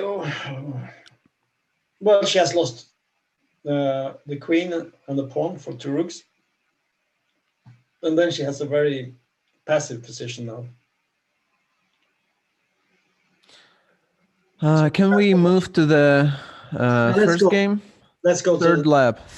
We have a lot of action. Really? Laura has 40 seconds and 2.5 minutes for Pia. A lot of action. What is going on here? Yeah, let's start with calculating how many pawns they have. If white takes on g5, 1, 2, 3, 4, 5. Right? At the moment, equal material on the board. Yeah, but after h takes g4, now white has a pawn. And you cannot take on g4 because rook is hanging on e8. So there is a pin. So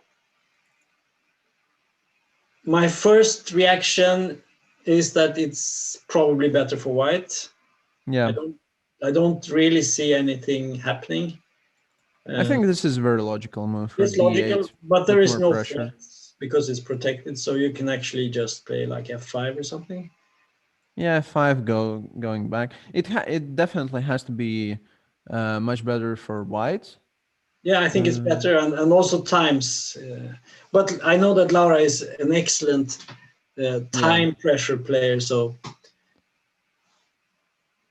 you shouldn't be fooled by the fact that she has no time left. Yeah, true. I just thought maybe it is a good try to go queen a5 and try to to do the same thing what Linda did. Yeah, it's not clear at all what's happening. The previous game. It could go either way. The bishop on f1 is not doing much at this point. Knight e5. I like knight e5 move just to eliminate the defender on f7. Yeah, and also activate all the pieces. What about queen a5 right now? Yeah, it's an idea. But I wanted to take on b2 after knight f7. Yeah, she definitely had some chances to do things on the a file with the queen, but she went to d6. Yeah, it should be better for white, but it's still very, very unclear, and it's lots of tactics here. I think now after eliminating the defender on f7, white can move the rook somewhere and even target the pawn on c4. But I think Pia would she does not want to take on f7. She likes the knight on e5. That's what I think. We'll see if she actually does that. No, she didn't take. Yeah, you know Pia better. I know her very well, and when she gets a knight like that, she wouldn't exchange it. She knows that you shouldn't do that, and you know, on principle, you want to keep your good pieces. Okay, that's interesting. Yeah. And now actually, concretely, there was good reasons to do it, but I know she wouldn't like to do that. So let's see what happens here. Could you go d5? Is that possible? Just press on. I like g5 move. Yeah. G5, yeah. I was also looking at the same. Is it time to go for something like bishop h5? Yeah. Yeah. I was looking at that also, but takes and bishop d5. Yeah. Probably. Yeah. It looks like it could collapse now for black, but very little time for Pia also. Pia does not like, as I told you before, she does not like to be in time pressure. She does not enjoy, and she avoids the tactics, which is gives black a chance maybe to stabilize a bit.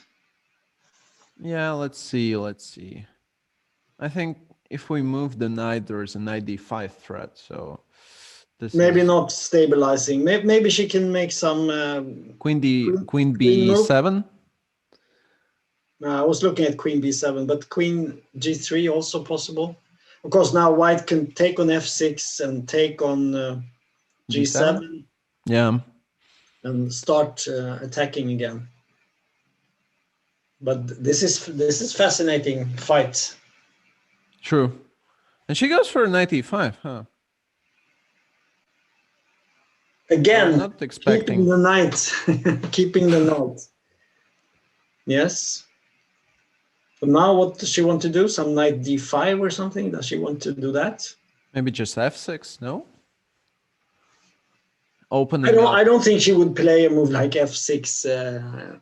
Yeah, not in Pia's style. Well, no, I agree with you. It could be a very good move, but I don't think she would like to. She wants to exchange favorably here and maybe go, just. Actually, can we catch the queen with knight e4? Yeah, I also thought about that. You went for that, yeah.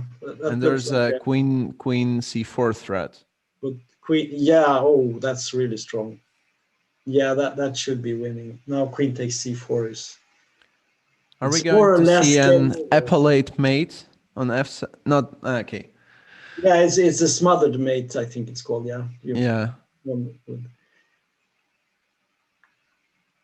Yeah, that should be the end. Yeah, it looks like an over. 96. Yeah. Yeah, that was actually great play by Pia. I think. Yeah, she impressive. She kept her cool and she didn't make any mistakes, as far as I could see. Very nice play. And let's see what's happening here. Oh, what? What's happened? Isn't Inna has lost a piece. How is that possible? How did that happen? I wanted to say that this is going to be an instant draw in 5 moves, but then I understood there's an extra knight on the board. So we have to go back a few moves and see what happened. She must have made some terrible blunder here. Yeah, it looked like. Okay. So what?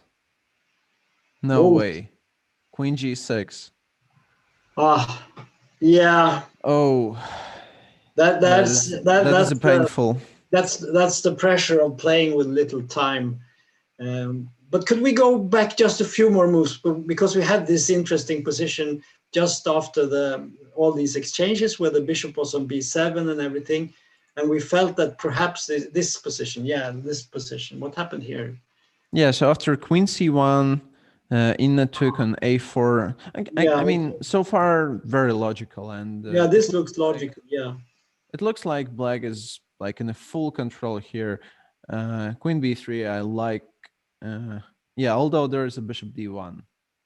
Yeah, this is, and after that, it's probably, as you say, it's very even with all the.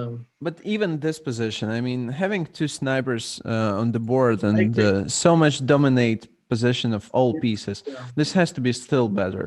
I agree. Yeah, it should be an advantage. But the knight is pretty safe on e3, and it's not really easy to.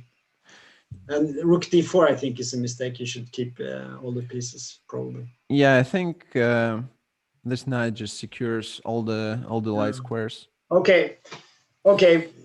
That's the blunder of the match so far, I would say. So far, yeah, definitely. Yeah, that's a very, and she's going to lose this. So, do we have any more game?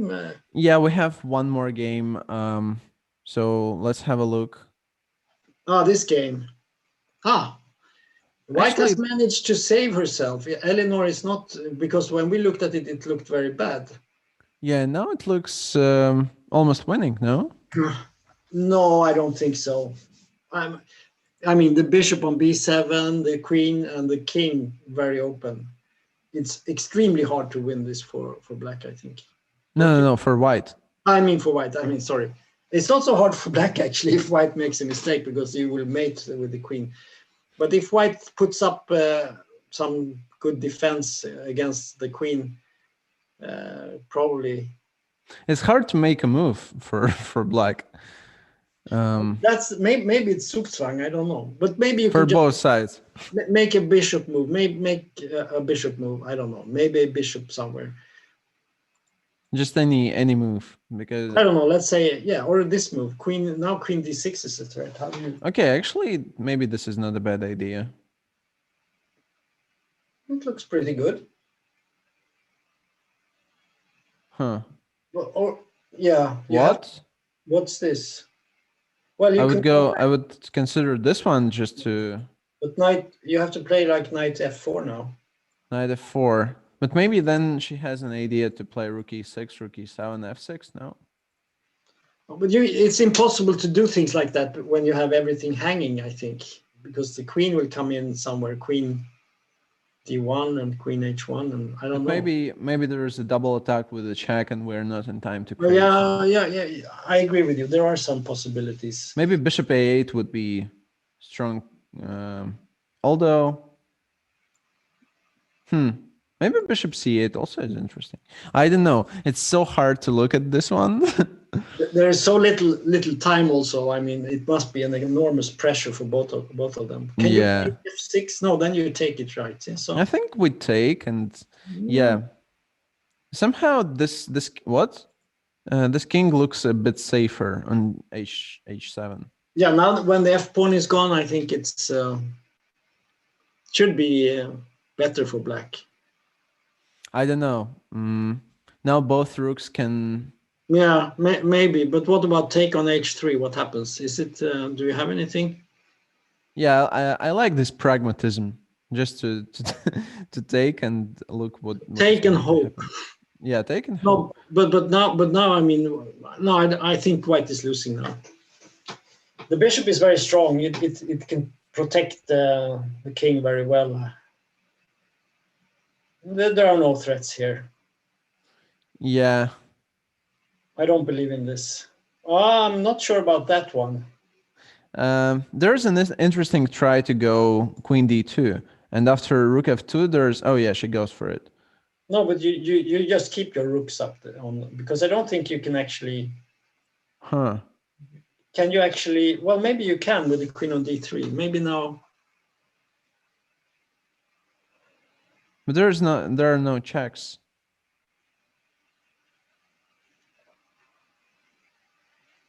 h5, rook g7, king h6, rook h7, and we Takes, get drawn pawn ending. Yeah, that is funny.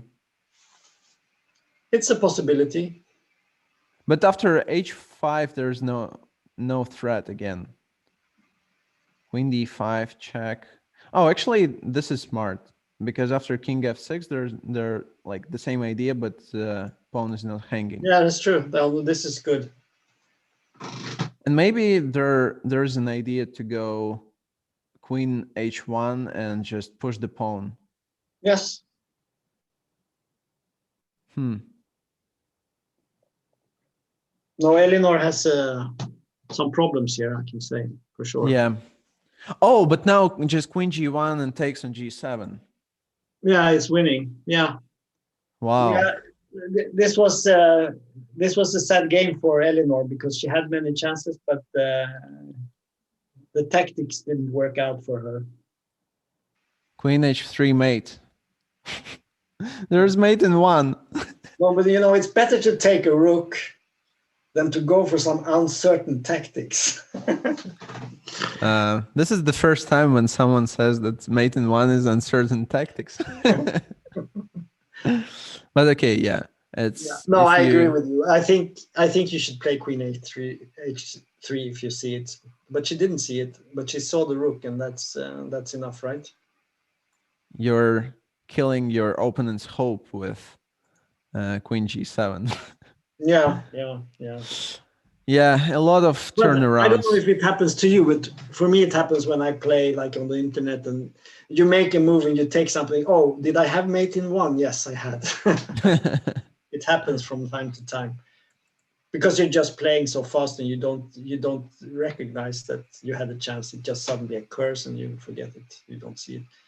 True. Okay. So it was 3-1 for Latvia, right? We have one game still in the action. Yeah, okay. With the extra piece. It's not finished yet, but it's but it has to be. I don't give black many chances in this position. Yeah. I think the fact that Inna lost or will lose in this fashion, I think that speaks to the fact that she is actually not so active with chess now. She's not so well trained. That I think that's the reason, because she played very well for a long time and then she makes this howler, and this happens when you're not in top shape. I think so. Yeah. Because in general, I like the way how she played the openings.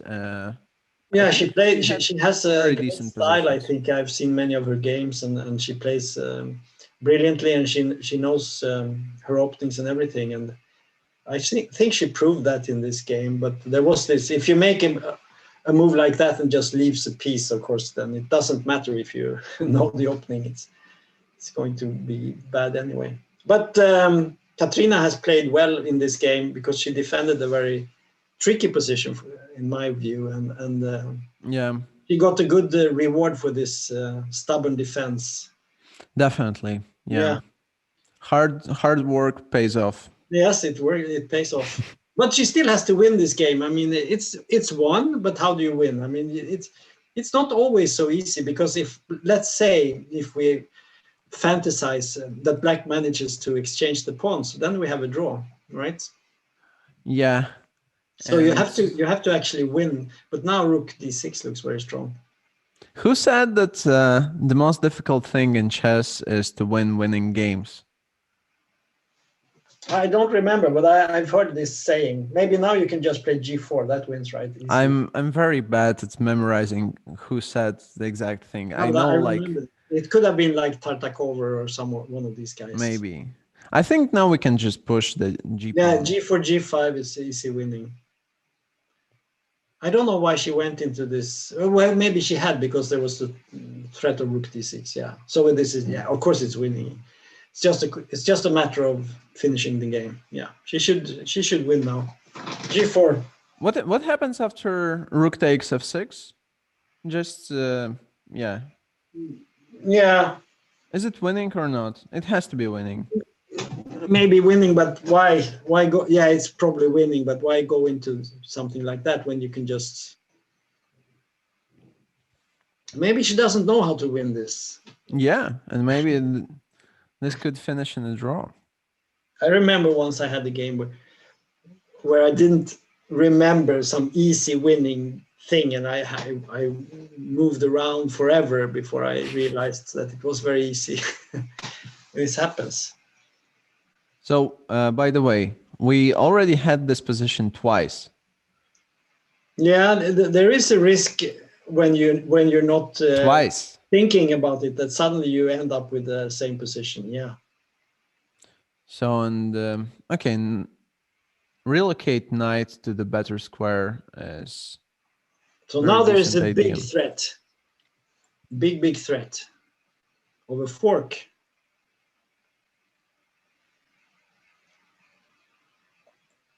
I think I would have played rook e7. I don't know. Okay, I found the draw. Knight c5, rook f7, knight e4, and 3 fault repetition. Yes, it could happen. It could happen. These things happen actually. Yeah. That's not uncommon that people are blundering winning positions by repeating.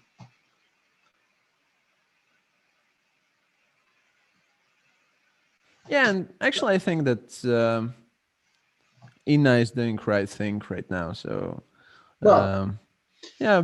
She blundered a piece, so she has the right to play on for a while. I mean, the position is, of course, completely lost. One idea would be to put the knight on f4 and attack the h-pawn with the rook and knight. That would be an idea.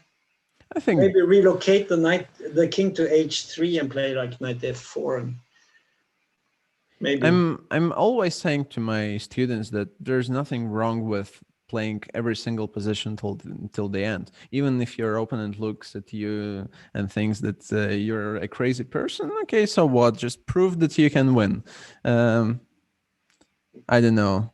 Now you can maybe play rook g5, and white has to protect g3. Knight f4 to e2 is one way. Yeah, true. Maybe knight f4 and just counterattack the f6 pawn also could be the way. Yeah, there are many ways. It's winning in many ways, but you have to choose one of them. That's the problem. Okay, she tries to have control. By the way, yeah, after knight f4, yeah, we can just attack the h5 pawn. The rook b5 looks like a winning move. Yeah.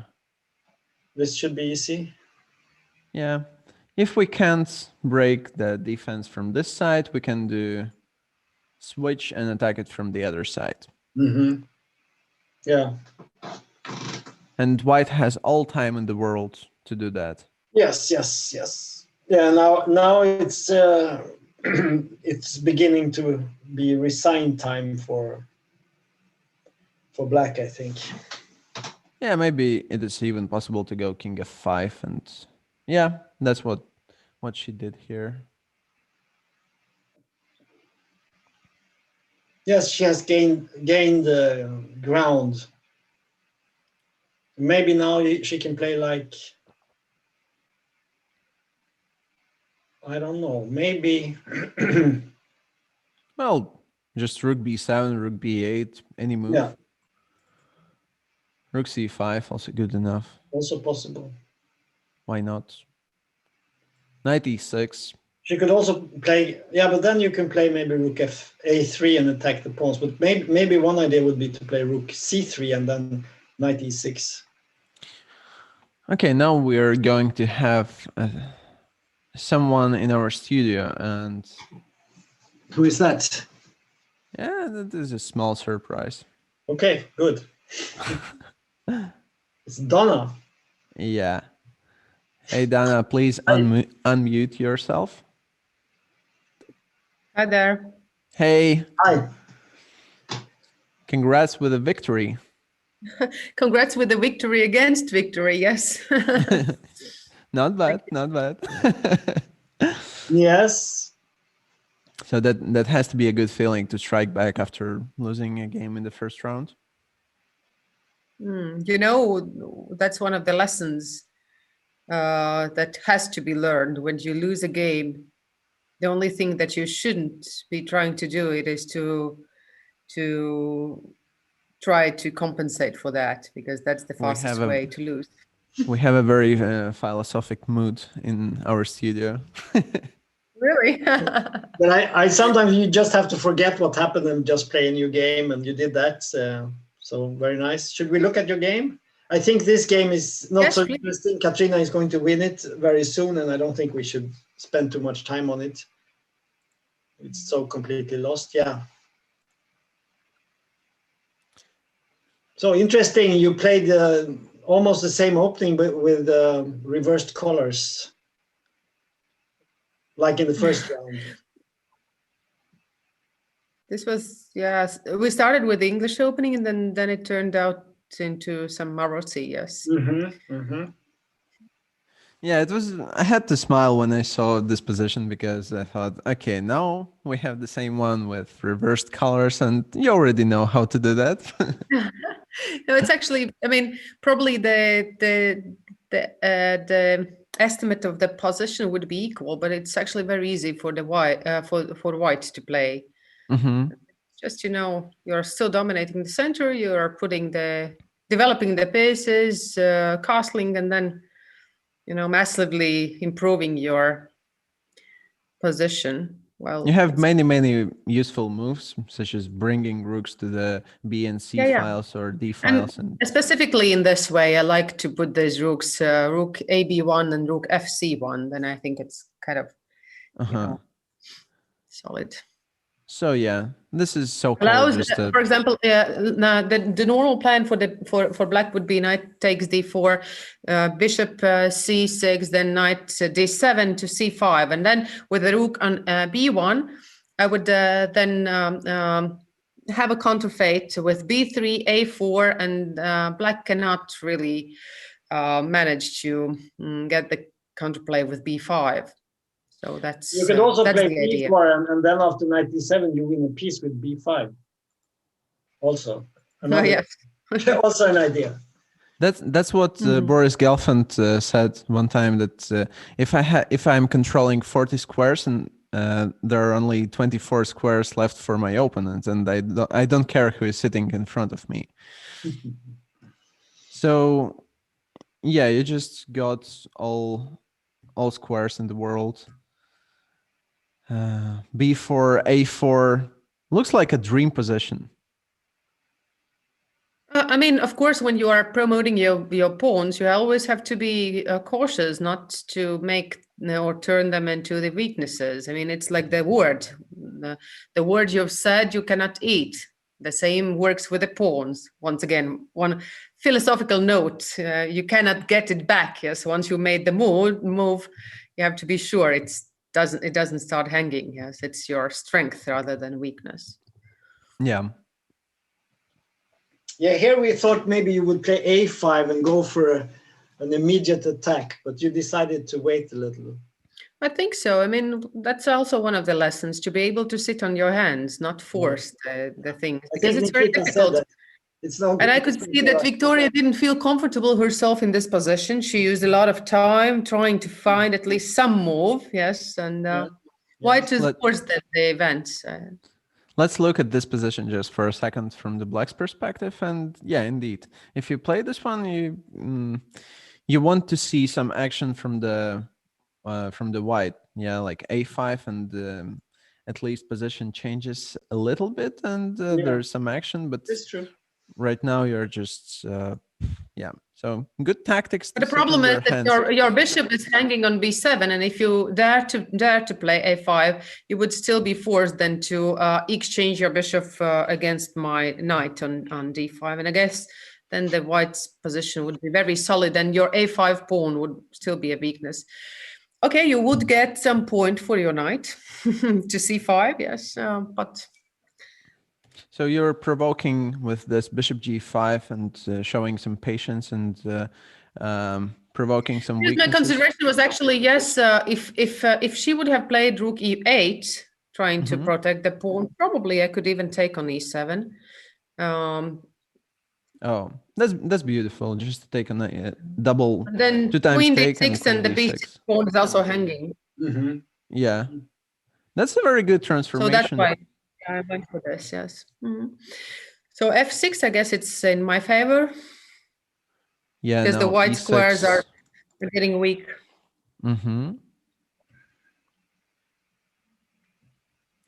So takes, and knight b6. So you don't care she has 2 bishops, right?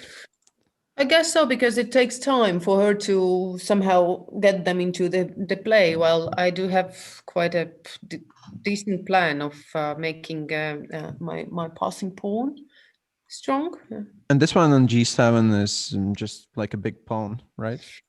For now, yes. I mean, if she happens to play f5 in comfortable reduction and rook comes out, rook h5 afterwards, bishop e5. I mean, I have to be careful not to give her this dynamics, because then her 2 bishops would prove to be extremely strong.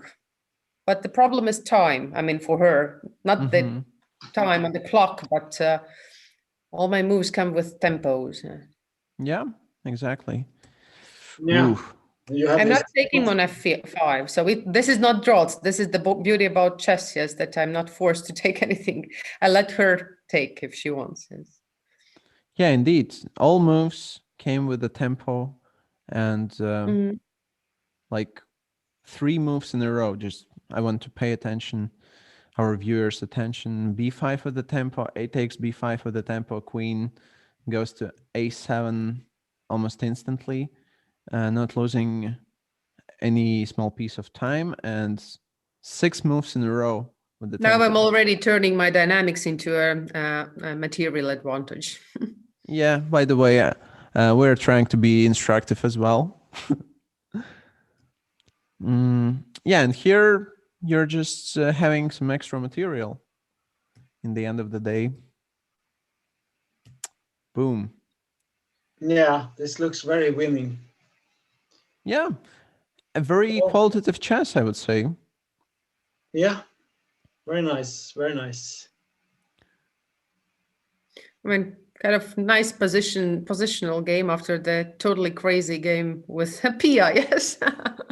What do you like We more? thought it was quite a good game. I mean, when you played this knight takes e4, it looked like a brilliant counter, but then she found bishop c7 and that was my motive. That was my defense motive, actually, yes, with this knight e4. But and she seemed to be surprised. Yeah. Oh, it was a nice counter, but she managed to turn it into a good. The problem was the time, because the position was very complicated, and this kind of positions you have to play very carefully. It's not the game for the very last seconds to be played. Yeah, and she was just better. Well, I think it was a very tough game between 2 very strong players, and she sort of gained the upper hand in the end, but it was very, very hard fight and a nice game. We got the suggestion that we should take maybe a break now before the next round. What do you think about that, Nikita? All right. Could you remind me what the total result now is? Well, it's good for Latvia. You are leading now with 5-3. 5-3. I think. Yeah. Yeah, I think 5-3. So you had 3-1 win now, 2-2 first match, and now 3-1. And it was very hard. It's been, all games have been hard fought, and there was a terrible blunder in one of the games today. We have to mention that there was a piece blunder by Inna in her game in a maybe slightly advantageous position. She just gave away a piece. So these things happen, but it will be interesting. So good luck to you in the rest of your games. Thank you. Thank you. And I think the most important part in this match, it is really to have exciting games so that the audience could enjoy. We have seen very good games all through, and the themes have been very much about space contra piece activity. And in this game, we saw that you had all the space, but Victoria had no piece activity, so it was sort of one-sided game. Very nice. Okay. Thank you. Okay, so thank you very much, Dana, and you have some time to rest before the next round. Thank you. Appreciate it. Okay, we'll take a small break, okay? Yeah, sure. See you again in like 8 minutes. Yeah, even 7 minutes. Yes.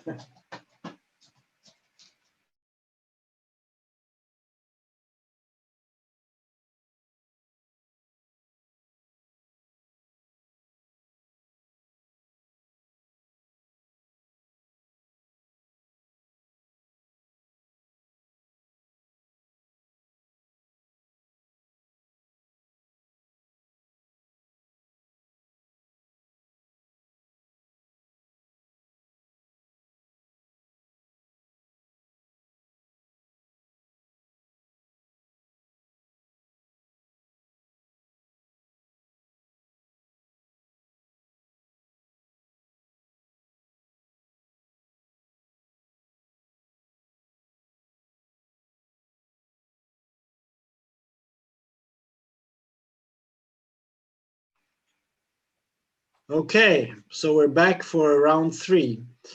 The situation right now is that Latvia has a lead with 5 points to 3.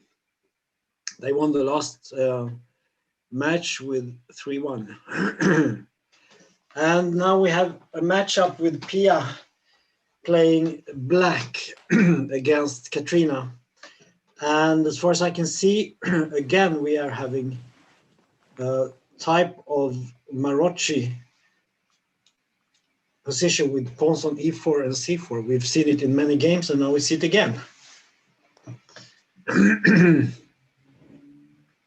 Sorry, I'm a little bit late, but we're already here, I guess. Yeah, we have started, and I've just told the audience here that we again see a Maroczy bind position. And yeah, I don't know.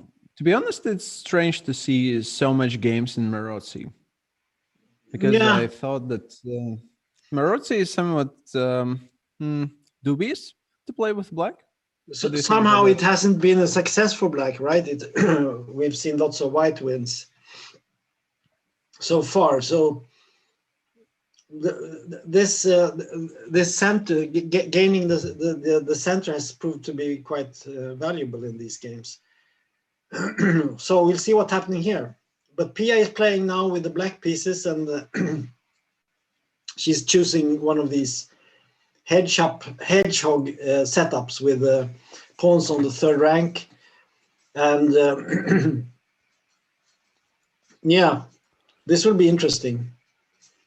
I think I know why Pia decided to go for the hedgehog, because this is, first of all, very, very flexible, and there are no direct exchanges. So I guess she wants just to have a tense fight, and in this tense fight, she wants to outplay, outcalculate, and yeah.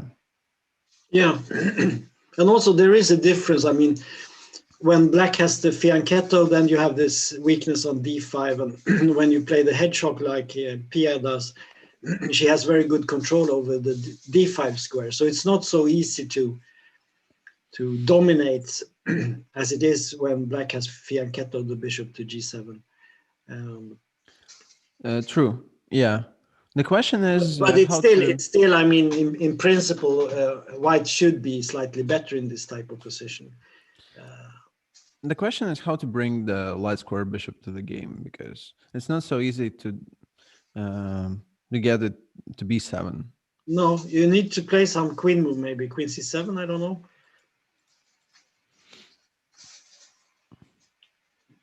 Yeah, so far I think very pleasant position for white. Just yeah, I would play white if I could choose here.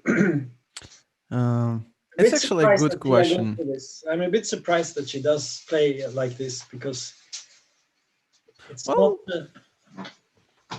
I've seen her play this type of position actually so much. Maybe she has, but I cannot remember that. Okay, maybe we should jump and see some other game. Yeah, let's go. Let's go to see. Maybe see Dana again. See. Wow. This is incredible. Do we have to say something, or we can jump to the next game in pretty much? Well, this is different. We can see that Ellinor has made this early exchange on d4. And I think she's preparing to go at some point knight to d7 and try to exchange also the bishops. Yeah, that is one of the top strategies for black, because dark square bishop just controls too much squares, all the diagonals, and it would be very valuable to get rid of it, because then black suddenly gets a lot of counterplay. Let's say they can place the queen on b6, attacking the b2 pawn, looking towards the king, preventing any kind of counterplay on the king's side. So yeah, it suddenly becomes much more easy to play for black when there are weaknesses also in the white position. We saw in the last game where Dana won with white. That was sort of a model game almost. So it can happen if black is not doing anything and just waiting. Then things like that happen, and you just get crushed. White finally gets the pass pawn and wins. So we'll see what happens here. Let's see if Ellinor can show how to play this position. Yeah, but I'm not so. I didn't like the Queen A5 move that much. But okay, Rook FC8 is the correct move. You should have both the A and the C rooks. That's a good strategy. So you can push with the A5 at some point. I have a question, Tom. Yeah. May you help me? Can I go for, instead of knight d5, which was already played, can I go for the queen b3? I know this is not the typical square for the queen, but yeah. Well, Pia had something like that against Dana in the first round with the queen on b3 and in this type of position. You have to calculate a lot after knight e4, but I think that bishop g7 may work in this case. Yeah, because the knight gets trapped on f1, right? Yeah. Or if you go knight c5, I just go back and there's fork. Yes. Queen b3 would have been a possibility.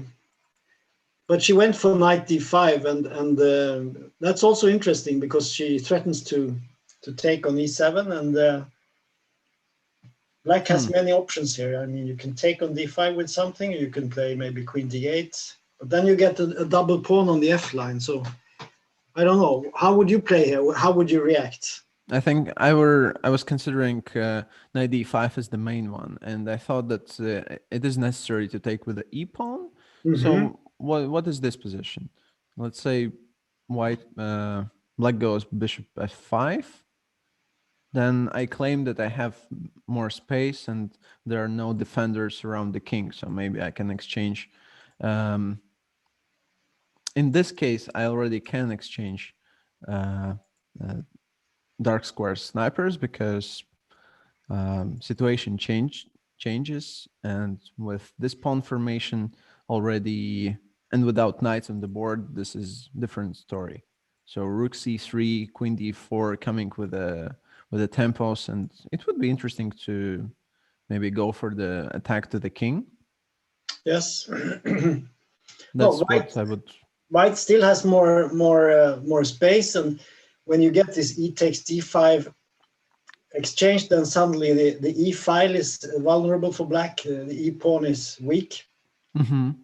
So this is still better for white, but it's not as bad for black as when you have all the pieces on the board, I think. So True. Black has some hope here, I think, to maybe survive better than what we've seen before. Definitely. But I'm not 100% sure what to do here. Probably, as you say, bishop f5 is possible. Looks like a normal reaction. Yeah. Bishop f5 is some kind of provocation to. I'm not even sure if white has to push g pawn. Maybe not. Yeah. Well, and we see bishop f5 on the board. Yeah, white cannot really avoid the exchange because b2 is hanging, so she has to take, I think. I would consider taking and queen d4, queen h4, just relocating. Or maybe rook c3. Rook c3 also interesting. No, white is better for sure. Yeah, I know Dana well as well. Yeah. If there's a move with an attack, she just goes for it. Yeah. Now I think her idea is to play b4. So she protects a3 and she threatens the e7. But why not to start with rook c3? Yeah, well, I don't know. She wanted this. Maybe she also is eyeing the idea of coming to h6 at some point, even though I don't really see that as a big threat right now. But It could be interesting. I've missed It that could be completely. interesting, queen h6, and then rook c3, g4, and then rook h3. It could be a Wow. I'll be This- back in a sec. Yeah, sure. This definitely looks interesting to bring queen on an h6. So for instance, right now, okay, pawn on e7 is not really hanging because let's say if white captures the pawn on e7, then there's rook e8 and in the end of the day, bishop on e2 hanging. But even So here, maybe you could go for some, I don't know.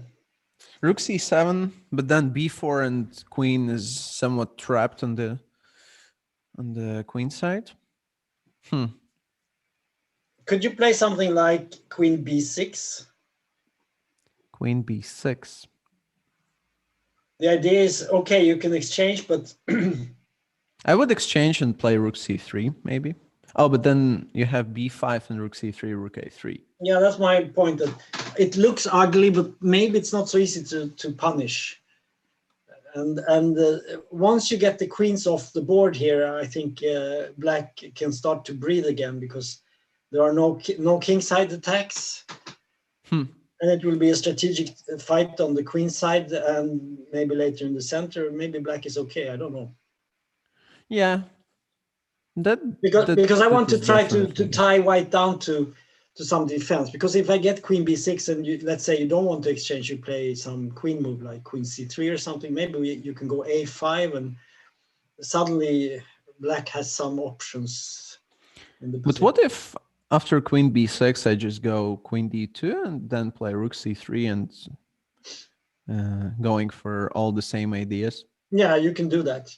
But at least you have the queen on b6. It's a little bit more active. You could play True. a5 and maybe start, because I mean it's not mate immediately. It takes some time to arrange this attack. And I think that is the reason why Ellinor is spending that much time right now. She just tries to find some active ways of playing this one. Yeah. It's difficult. I think the queen on a5 is it's not doing that much now. And that is interesting decision. I like e5. Yeah, that's quite a move actually. I'm not sure I like it so much. What is going on after d takes c6? You have to take with the bishop. Should you take? Maybe. Yeah, I think just what if? Yeah, I'm thinking about this idea of queen h6 and g4 and rook and let's say rook c3 or something. I don't know. Yeah, maybe rook c3 is just better. But maybe queen b6 again. You can try queen b6 to attack b2. That's the point of it, and to prevent the queen from going to h6. I don't know. Maybe that's a possibility. Can we leave and go for the next game? Maybe yeah. b4 is an interesting move for white also. Okay, let's go to next game. Okay, we have another strategic fight in the Laura's game against Viktoria. She's again playing the Queen's Gambit, right? Yeah, it looks very much like Queen's Gambit. And it's an exchange variation again. Is it that, or what? What is this? No, it's not. We can have a look. Yeah, it is with a subsequent exchange on e4. Yeah. Okay, they got pretty much the same position. And Laura just goes for the classical exchange. For the extremely classical mega. I don't know how many times this position was already played in practice. Most likely a couple of hundreds for sure. Oh yes. So I think Black has to be in a comfort zone here. Yeah, this looks nice for Black because suddenly you have this rook swing over to the king side. I like this idea. The so-called rover, rook up and over. This is a rook up and over situation, the rover, and I think it's a very good thing to to bring all your pieces to the king side here for black. Mm-hmm. And the question is, how does white react to this? But white also has a sniper on a2. It's true. And also the knight can go to f4, it can go to g3, there are moves. Mm-hmm. And there is also the problem for black with the a pawn. I mean, you cannot just send the rook over and give it the pawn without any concrete idea. That is a power on the one hand, and on the other hand, that is a responsibility. Yes. But I guess black is going to play some knight something, knight f6, knight f8 something, and open for the bishop. And then when the rook comes, you have immediately threats on h3 and g2 and so on. So, by the way, maybe there's an idea to push, especially after knight g3, h5, h4. Could be also, yeah. Mm-hmm. No, in general, I agree with you. I think this looks like it could be quite nice for white. For black, sorry. I don't know if white can sort of go for the a pawn like knight c3. But then I guess rook g5 is perfectly okay. I think this looks like a pretty equal fight, and let's see what girls are going to show us. Let's see next game. And I think we have the very last game in this round. And this is this is some is it some Philidor or what is it? Yeah, I guess so. Some Philidor. So obviously, again, the same topic. White has a center and more space. Although, in this case, at least black is fighting for the space in the center. Yeah, it's an interesting type of position, I think. And black has a problem, and that is you don't really want to castle kingside because g5 opens the game immediately. You have this problem, where should I put the king? On the other hand, she wants to attack on the queen side, but of course, if she does that, it will be difficult to castle. So is she actually planning to play with the king in the middle? Maybe. Yeah. Maybe just moves like, I don't know, knight d7 to b6, bishop e6, I don't know, trying to go for c4 or playing b4 and just playing an attack and keeping the king in the center. Maybe that's the plan, I don't know. Or maybe she's going to, at some point, castle, but I don't think she will do that immediately. Or what do you think? I think something very natural would be to push b4 and a5 and maybe play bishop a6 just to get rid of one pair of bishops. And yeah, I agree with you. I think she will probably try to wait a little bit and maybe to start doing something on the queen side and wait with the castling. I think that just short castle would be simply a suicide. I don't know. I'm not sure what happens, but usually when you have a situation like this, it's extremely dangerous. Well, when you see such pawn formation and you have pawn on h6, do you remember the game between Pia and Laura? Yes. Yeah, and you mentioned that it's so great that black has this wall of pawns. So, yeah. So this is the problem. Well, she plays c5, very interesting. And c5 actually is an interesting choice because it looks like white has to take to capture one of the pawns, and then we have interesting pawn formation. Yeah, because if you play like d5, I guess you can play b4. Maybe even c4, b4.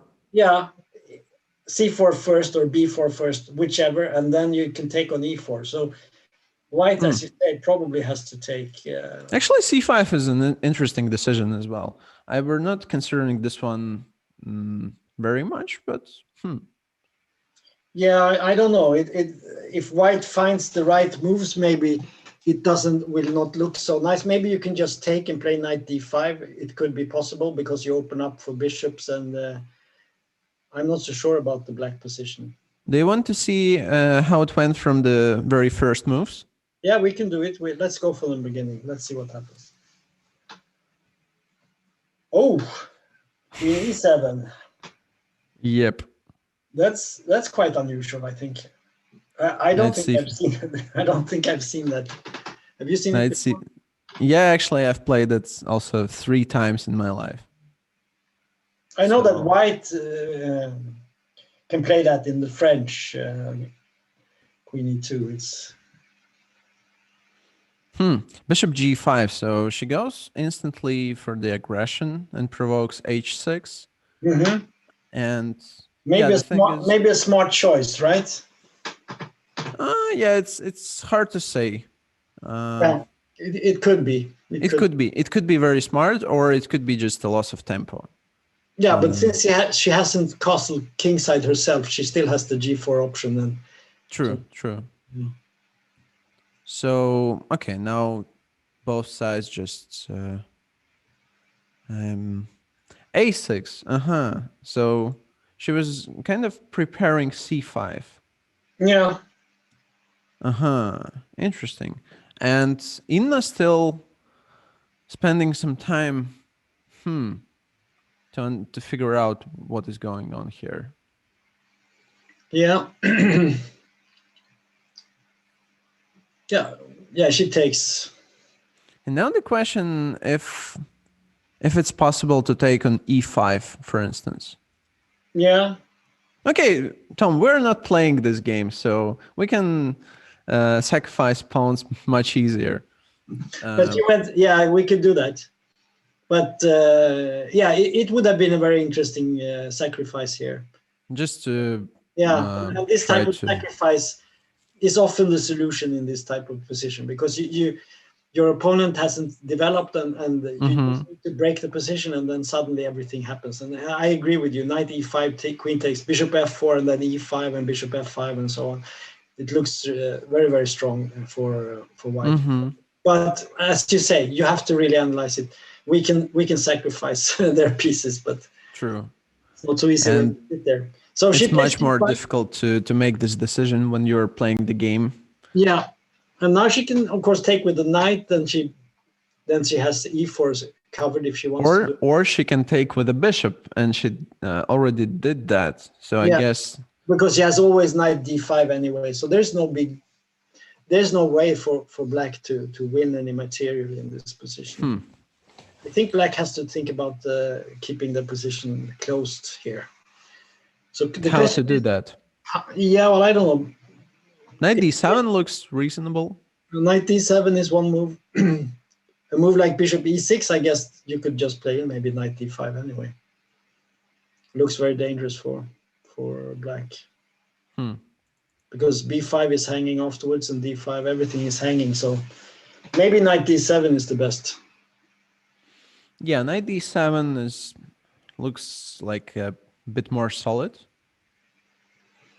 Maybe you as black, you should maybe go for the long castling queen. Knight d7, bishop b7, and then surprise white with a queenside castling. So then you shouldn't play like b4 and c4, because then it will become a much more vulnerable position. Probably you should just go for develop the bishop and knight and castle queenside. I don't think you can castle kingside. That's just too dangerous. Yeah, definitely. King has to be on somewhere on c8 and. This looks like it's a chance for white, but black is definitely in the game. And if black manages to, she plays b4. That's an interesting decision. Yeah, that's very interesting. But what about knight d5? Yeah, I think knight d5, just play the move. I don't think so. Oh, but is there some idea to take on d5 and play bishop d6? Yeah, but even so, I mean, this position looks very. Yeah, she goes for it. Yeah, definitely. White has to be better here, and. Does she want to play something like c4 and c3? Go for some sort of. But I don't believe it, because the bishop. Well, I don't know. No, I don't know. I don't think it's possible. After half a second, actually. Well, but you have to calculate. it's easy to say, but it's because of the c4, bishop e4, and then d6. I don't believe black can do. Yeah, true. Me neither. It's just too. But an f6, then there's always bishop g6 and d6 and things like that. Yeah, Cannot be good. Can be good for sure. It looks too bad. So I think your move, bishop d6, is actually the only move in this position. But I thought maybe after bishop after bishop d6, maybe even some kind of knight e5 exists. This after takes f4 and rook e1 and. But in reality, in practical play, it's very easy to, when you have a good position, not sacrifice and try just to play a safe good move. So king e8. What is this? Looks like a mouse slip, no? It could have been, but she didn't want to castle, did she? Pretty sure no. Although. But why would you play king f8? Is there some point to it? No, I think this looks like a mouse slip. Maybe it is. Okay, in any case, we have also other games. So now maybe you can just play something like d6. D6 and then bishop e4 or something. I don't know. Yeah, this looks also it's also possible to take on e7 and play d6. It's also strong. Must be strong. It must be strong. But now maybe bishop d6 is playable. Bishop d6 now looks like the only move. I think bishop e4 wasn't the best. Oh, but after bishop... yeah, you want to take on e5. Yeah. Inna is quite sharp, so she might be planning something like that. Yeah. This game has gone wrong for black. Definitely, for sure.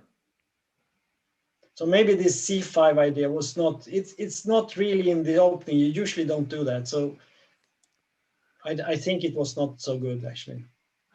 Yeah, maybe, or you had to protect the d5 square. Otherwise, but I think some more conservative just play like knight e7 and try to keep everything locked. Now it's open. I'm not saying it's lost. It's just very difficult to play here. Yeah, I agree, 100%. Okay, so we can move on. And what happened in the other game? Dana's game. I think Dana has a huge strategical advantage here. Should we go back? It's interesting to see what happened. Yeah, I wanted to do the same thing. We had the e5 situation. So she played knight d5, and after exchanges, bishop f5 takes. We saw everything until this point, and after e5, she takes on e6. Of course, it cannot be bad. I mean, she's sort of automatically better with a weak pawn on d6. So and here I thought maybe queen e5 could be a move for black. Yes, black must try to force just to stabilize. And force a queen exchange. I think that this is the key. The sooner the better. Oh yeah, now of course she plays b4 and c5. Now she locks the advantage. Yeah, now it looks like a horrible position for black. Yeah. Definitely you're not enjoying playing this position with black. No. Oh, and even queen goes here to attack both d5, looking towards the king and preparing something like... This is just game over now because, well, she can win with an attack, she can win with the d pawn, and she goes for the d pawn. Ouch. But let's see how good Dana is in conversion. Yeah, and she has also 6 minutes against 2 minutes. So this is a big advantage. Now the best chance for Ellinor would be to get the rook ending, I think. Even though it's a very bad rook ending, that's the best chance. Yeah, I agree. So, but I think white will take back with the rook, right? Or Yeah, pretty sure. with the check, please? With the rook and after AB and AB. Because if she takes with the queen now, you exchange, take on b4. No, she took with the rook. Yeah, I think that's logical. By the way, maybe there's a rook d8 and just going to the queen ending. Yeah. Also, could this looks very bad. I mean, you have the white king can always go to h2, so there is no big problem. And you have this very strong control here. But you want to check now immediately? Is that your plan? But then you get the queen ending, but that could be good. But queen endings are always tricky. It takes time to win. It's not so easy. Yeah, so maybe a takes b4. What Dana played here is... I think it's the best choice, actually. So maybe now you should play rook a1 and queen c7 and try to force some weaknesses in white's position. Well, what do you think about that? Yeah, that's what I tried to do, and also try to exchange queens and with just try something. to create some counterplay. It's very difficult, but yeah, very unpleasant position to play with black. Yeah, but still some activity. Maybe white could have been even tougher and just pressed on and not allowed these exchanges. I don't know. Yeah, this is winning, but black suddenly has some hope, and the weak pawn is gone. That's nice. Okay, let's see another game. Okay, what is going on here? Ooh. What happened here? Oh, Victoria is playing the king in the middle game, and she's seen. Up. We just seen in the another game that if you have a king in the center, usually. Not often this is a good try, but I think this looks like Laura is winning the game. Yeah, even despite she's white has some extra material. She's actually a pawn and an exchange down, but the problem for white is that e3 is threatening. She can take on f4. She could have also played e3 maybe, but I think the problem with e3 could be bishop f7. Yeah, I see that. Bishop f7 and queen g6, yeah. So queen f4 is problem. Yeah, it's not over. It's not over, but black is going to take some pawns and maybe play knight d5 at some point. And yeah, I don't have a great hope for white here. It's a very difficult position. On the other hand, if black can't really play... Oh, but now they can play because pawn is protected. Yeah, e3 is a threat, so you have to... I don't know what to play here. I don't see a move, actually. Yeah. Then it becomes very tough. Queen d2, then e3. Rook g3. I thought rook g3 could be the move, but e3, I mean e3. Yeah. And then you just take everywhere and take on h3, and I mean... it's not over yet, but it looks very difficult. Yeah, indeed, very tough. Okay. Do we want to? Is there a result? Yeah, definitely. There should be Pia's game. So what is this?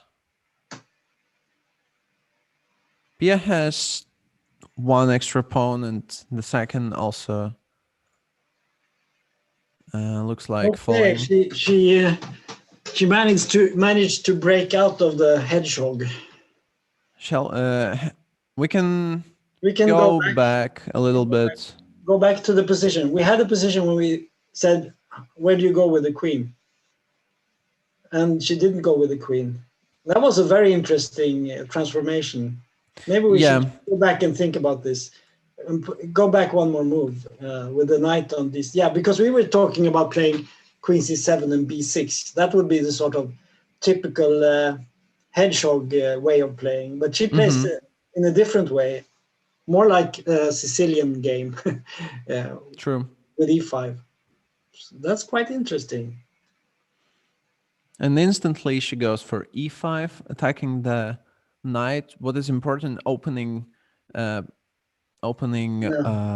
we see the importance of activity in the opening and not just going for some setup, passive setups. She goes for an immediate break, and then it gets a bit difficult for white.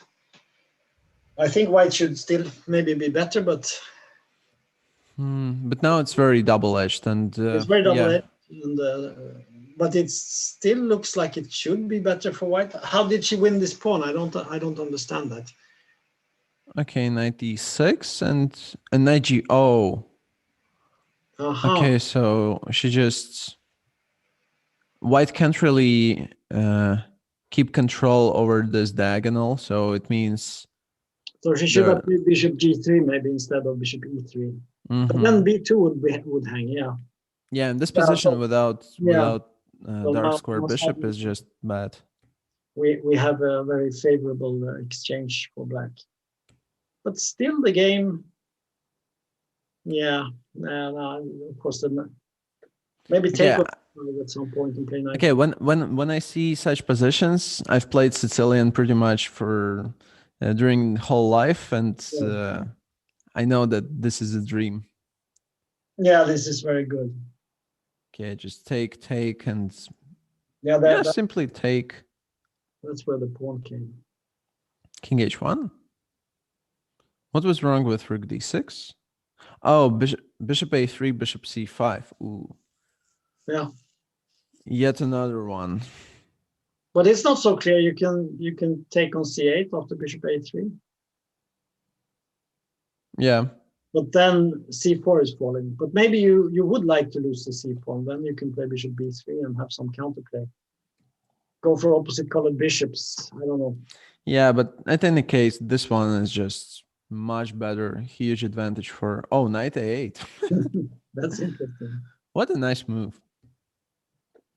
Takes, yeah, and here we join. So after knight b6, the second pawn falls, and this has to be a relatively easy technical job for Pia. Yes. 2 pawns. I'm very impressed by how Pia is playing today. She's I'm showing a very high class. She plays really, really good. Really good. Leaving pretty much no chances. Very interesting games to study because she I know that she's very well prepared, and you can see that from the games. She has good strategy. Yeah, indeed. And she finds ways to activate her pieces very well. Here we see the same thing. And by the way, we have the very last game, this one. All the rest games are finished. I can see. Let's just see the final positions. I see that. Let's see. Inna, did she win this game? Yeah, she won very. She won easily. Immediately. Yeah. She just won. Maybe just look at the final moves in that game. We saw something. We saw King f8, which might have been a mouse slip, right? Yeah. It has the sort of look of a mouse slip to me. And after bishop b4, she decided to go for queen d6. Yeah. Takes, and queen g5. Okay. So the whole base is falling pretty much instantly. I can see that Inna is coming for an interview, so we don't have to look more. We can keep for the interview. Yes. Yep. So what happened? Dana, she won, of course. She won, yeah. Yeah. I guess also pretty easily. She found a way how to. Oh, I thought there's a mate on a1, but queen f6 just protects the a1 square. Yeah, this is. Wow, interesting. She just goes for the rook ending. I would take on d6. Yeah. Of course, it's lost probably because you take. I guess no, you take with the rook and rook b6 probably. Yeah. Yeah. And it's very bad. Yeah, it's winning. Okay, so. Yeah, and she just attacked the king. So, wow. Very nice. Yeah, pretty much without any chances. Yeah, no, well played game by Donna. And then we have, Viktoria. Here, game finished just in a couple of moves. After rook g3 were discussed. Indeed, Laura played e3, and after king f1, bishop comes to the game. Yeah. Ah, yeah. Oh wow, and a very nice touch in the end, bishop d3. Yeah. Yes. Wow. So what we have that was here, a very good game by Laura. She played very well, and she had a very nice idea with this rook a5 and everything. Almost perfect game. Yeah.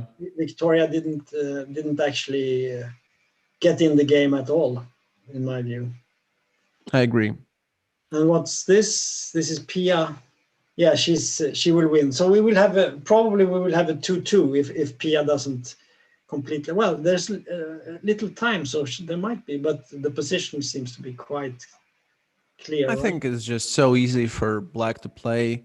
Let's say knight a5, b3, there are b2. Still possibilities to make mistakes. The pin on it's not quite a pin, but it's almost a pin on the C file. But it should be easy. Maybe e5. And try to, let's say, d takes e5, knight e5. Yeah, it doesn't solve many problems, but it would be a chance maybe. I don't know. But e5 you could play, for instance, d5 and just get one more pawn going. Oh, knight g1. Deep knight move. Knight g1 with idea to come to e2. But now we can play bishop d2 and force an exchange on c5, and then you just roll the pawns. Yeah, probably the easiest solution, the cleanest one. Yeah, and she goes for it pretty much instantly. Wow, a really good technique by Pia, and she shows why she's one of the top players in the world. Yes.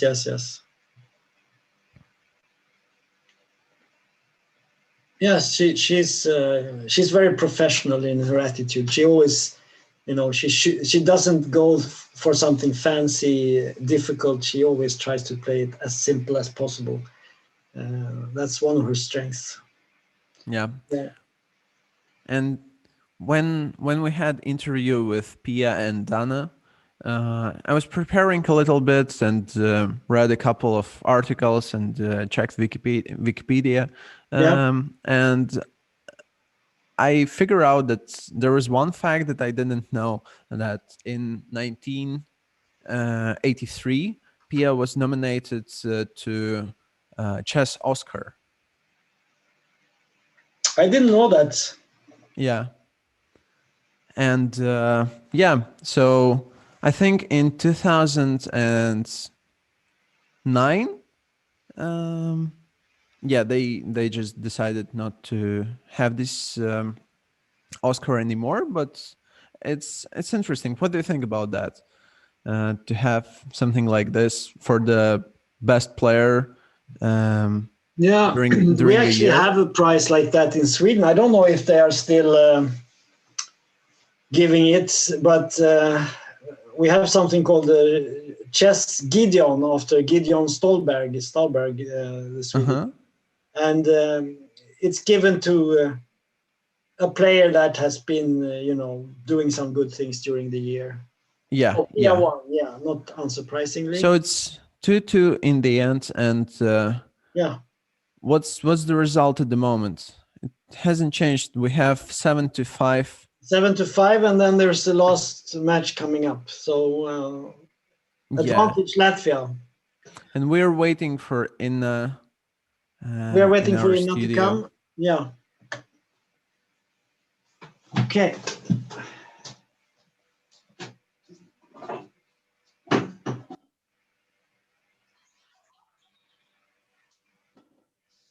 We're missing you, Tom, right now, but we have already Just in our studio. Congratulations, Inna, to your win. But you have to unmute Unmute. yourself. You're muted. Good point. Thank you. Yeah, congrats. Yeah. So what do you think about your games so far? Nothing particularly good, obviously. First game was really bad, and the second game was quite okay until I decided to donate a full piece. Yeah, we saw that. That was horrible. Yeah, that was quite mean, because a couple moves before that I was thinking, okay, I have to pay attention to the bishop on c5 because it will be hanging at some point. Yeah. So it wasn't any kind of mouse slip. And it was a brain slip, if that's possible. Okay, that happens. Yeah. But then this game came. Well, I got a nice position out of the opening with all my pieces out, so I was just better out of the opening. Yeah. Have you seen this? Have you seen this Queen E7 before? Have you met it? No. No. Not even online, I think. No. I might have played against it sometime, but not in a real game. And yeah, but the setup is well known, of course. When you played E5, was your idea to play for the queenside castle afterwards? Was that the idea? Yes. Yeah, because we were thinking about it when H6 came. Suddenly, black cannot castle anymore.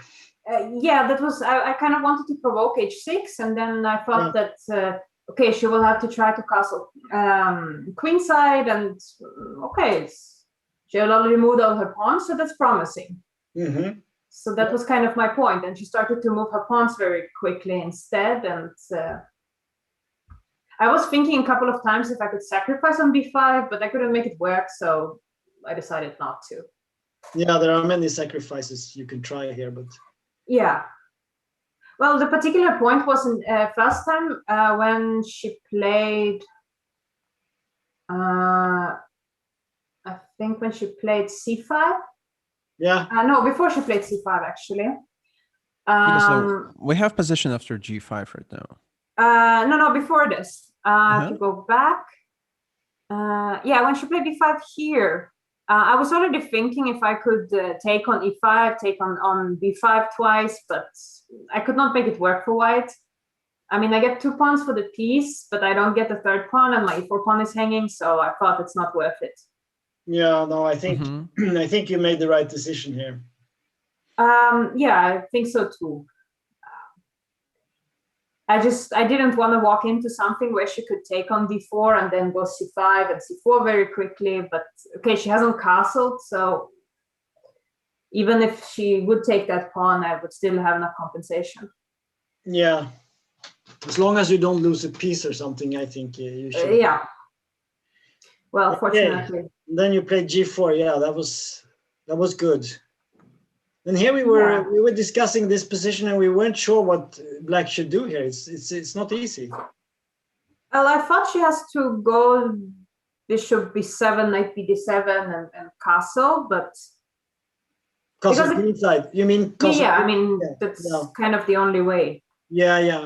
We thought about that. And then she played c5. That was a surprise. Yeah, because I mean the bishop and the knight are still not developed, so yeah.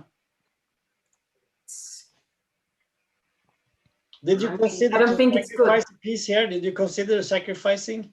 Yes, I looked at two sacrifices on b5 and on e5. Yeah. No, we didn't analyze it deep. We just saw that, well, maybe you can take on e5 and take twice, and bishop f4 and so on. Yeah, I mean, I thought about it, but I thought it's not worth it. My position is so comfortable. Why to do it? Yeah, true. Very logical and pragmatic. It's easy to sacrifice in an analysis, but in real life, you have many good options. So why sacrifice? You know? Yeah. Okay, so let's see what happened. And g5, yeah. Yeah, g5 and just going for the d5 square, right? Yeah. Plus, okay, I mean, I need some more space for my pieces. Yeah. Since if I keep them all in the third rank, may eventually run into some problems. So yeah, now I just, of course, want to take and go like. Can she play something like knight d7 here and try to get back to the plan with bishop b7 and castling and so on? Yeah, that's what I thought, and probably you can just make knight d5 anyway at some point. Yeah. You were considering after knight bd7, knight d5? Yes, because I mean, I don't want black to play c4 and I have to retreat my bishop. So if I go knight d5, she would have to take, and then I will have bishop e4. And I mean, the e5 pawn will be hanging eventually. So yes, my plan was to play knight d5 on knight bd7. I don't know if would make a difference if she would have played bishop b7. I doubt it. I think I would still try to go for knight d5 in some constellation.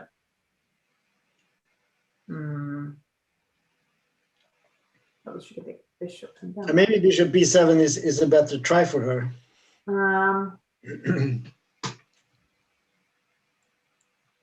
Yeah, maybe. But you play knight d5. Yeah, I think we talked about it because there is always bishop takes b5 later on. Yeah. So it should be good for you anyway. Yeah. Yeah, and there's knight takes e5 and all kinds of things. So yeah, I think it makes a difference. But here she played b4, and then it was no discussion. Yeah. Well, when one of the sides has 1, 2, 3, 4, 5 and 5 pieces in the action, and the king is safe, and black has only 2 pieces in the game, there has to be some initiative, right? Yeah, one would hope so at least. So takes, and then now you got all these additional ideas to give up a pawn, like just push d6 or bishop e4 as you played in the game. Yeah, there's also threats like playing knight takes e5, right? So yeah, I mean, it's hanging on e5 and.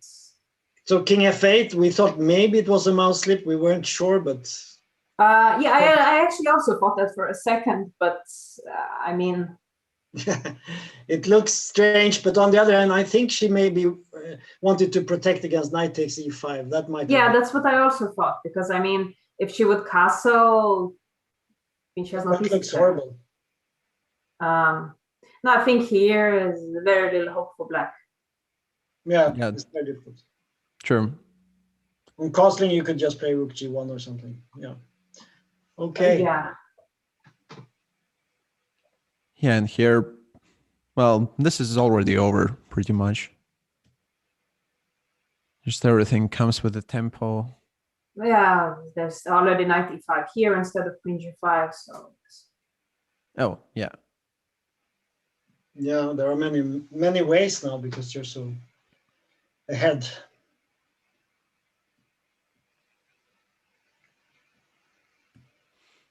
Yeah. So congratulations with the first victory, although so far it's not going probably the best way. But you played very well in the second round. So yeah, I thought so too. Very until I ask you a question. How much chess do you play these days? Do you play much or not? So for pretty much a year now, I play online 3-4 times a week, some kind of organized, more or less organized events, so to say, either some team battles or similar for my various clubs. Okay. So that's mostly what I do. You're streaming as well, or not? Not really. I tried it a couple of times, but I mean, it's okay for long games, but for like blitz and stuff, it feels very weird because you need to think and talk. And, well, yeah, that's a very strange combo indeed. Yeah. I've tried also a couple of times. Yeah, but I mean, for long games, it can be okay. Okay, yeah. Thank you very much, Inna. We are now going to speak to Laura. Thank you for joining. Thank you, and congratulations to the win, and good luck for the last round. Thank you. Okay, bye. Bye.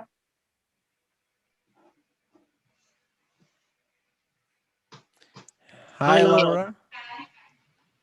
Congrats with the victory. It was very impressive. So, yeah, let's focus on the game, I think. We discussed a bit, a couple of times, your game, and both decided that this was almost a perfect game. So you already played the same opening against Pia in the previous round? Same variation, but no, she played knight to e2, so it's different. It was all the same until queen c2 and bishop d3.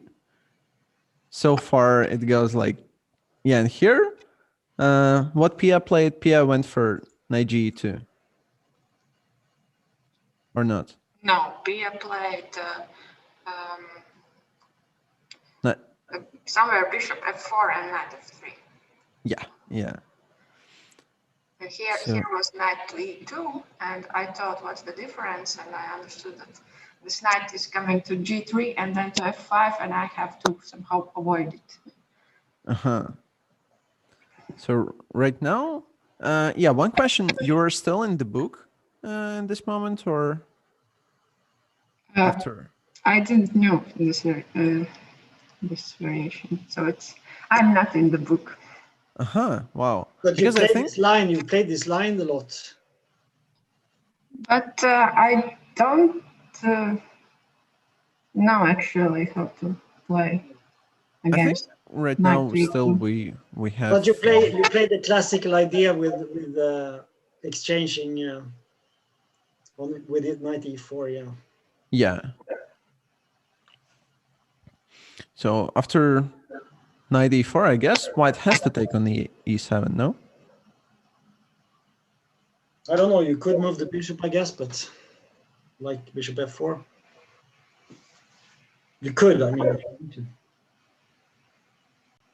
I don't know the theory here. Can we go f5 or something? You have to watch out at some point you can play maybe knight d5. No, there's a bishop. No, you cannot do that. Okay, let's see. So takes, and yeah, we have also another exchanges in the center. Bishop c4. Yeah, I'm just curious. I'm pretty sure you had to know this idea of a4, a5, and swing the rook. Well, I have shown to my students many games where the rook comes in a game like this, and I think I got inspired by that and just thought, why not here? A4. Yeah, it looked very, very well timed. Yeah, but in the same time, I put my pawn on the white square, and so I had to think, is it good or not? But you were inspired and you wanted to activate rook through the a5. And go to the g5 or h5. Yeah, attack. Yeah, we were very impressed by this rook lift that you played here, and here we already felt that black has a very good game. Did you feel that too? What? Did you feel that you were having a good game here? Were you satisfied? No, I like the position, but I didn't thought that I have very, very good position, because that a4 could become weakness. Yeah. But I like my position. My active pieces. It just looks your pieces are such much more active compared to the white pieces, and you have such a good potential to create something what you created in the end of the game. Yeah, everything started with knight f4. I've mentioned that maybe some ideas exist to push h pawn, and then when we saw h4 h5, I was like, wow. I had that idea. H4 and then g5, and g4 surprised me a bit, because well, I thought that king may stay in the center, but not in this way with g4. because, well, yeah, it surprised me, and I don't think it's a good idea to play g4 here. Yeah, and queen h4 is a very interesting way. Because I to react. couldn't take that pawn because of knight g6 in the end. Oh, there's knight g6 or Yes, rook h8. in the beginning I didn't saw it. I thought, why she's giving me that pawn? But then I saw it. I understood the idea of g4. Wow, that's a cool idea. What a geometry. Yeah, Suddenly... g4 is a nice move in a way, but it's a trap. Found a good antidote. Okay. But you found the idea, and after queen h4, knight pawn takes h5, there's rook f5 joins the action. Yes, I want to take the knight and play e3, and after rook g1, I took the knight, but didn't play e3 because of bishop f7. Yeah, so e3, bishop f7, and queen joins the action together with a rook. So what was your evaluation here? What did you think about this position? Here I already thought that I should be winning with that kind of king on e1, but I have to be careful now. Yeah, we also thought that you were winning here. That was the evaluation. But it's a bit strange because somehow her pieces are working, but it's the king, right? That's the only big problem. Yeah. Okay. Yeah, king is very vulnerable, and this is the biggest problem. So nothing to do after e3. I thought maybe she can play bishop f7 here even. But well, there should be something on black side. And after bishop f7, you would queen take... f7. Oh, queen f7, yeah. Queen f7, of course. Probably it was the best chance for her to... Yes, and I would have two pieces against rook. Yeah, that would have been a better chance to survive. If she takes on e3 with the rook... No, it's lost. Rook takes. You take, and then you take with the queen and king d1, and then you play bishop h3? Or yes, and the queen and bishop. Yeah, it's very dangerous. Yeah, it should be winning. But still, you have to calculate a little bit. Yes, but I think I would found a win there. Yeah. And the very, very nice touch in the end with bishop d3 is just... Mwah. Yeah, no. You know, like a cherry on the cake, or how do you say it? Yeah, very nice touch, elegant touch, and yeah. So, but it was a good game, and obviously you did find a very strong move. G4, at least on the surface, it looked good, but you found a very strong counter to that. So interesting game, but something went wrong for white in the opening here. So congratulations on your play, and good luck in the last round. And as I'm sure you know, you are leading the match with what is it, 9-7 or what is it? Yeah, no, yeah. 7-5, right? 7-5. Yeah, 7-5. Yeah. So thank you very much for joining us, and Laveitas. Thank you. You're welcome. Okay. So we have a 10-minute break. We have a 10-minute break. Okay. Okay, good. And we're back. We're back. We're waiting for the very last round. So far, it goes slightly better for the Latvian team. We're in lead 7-5, although everything can happen and still one round to go. So far, an extremely fighting chess we see today. Not a single draw after 12 games.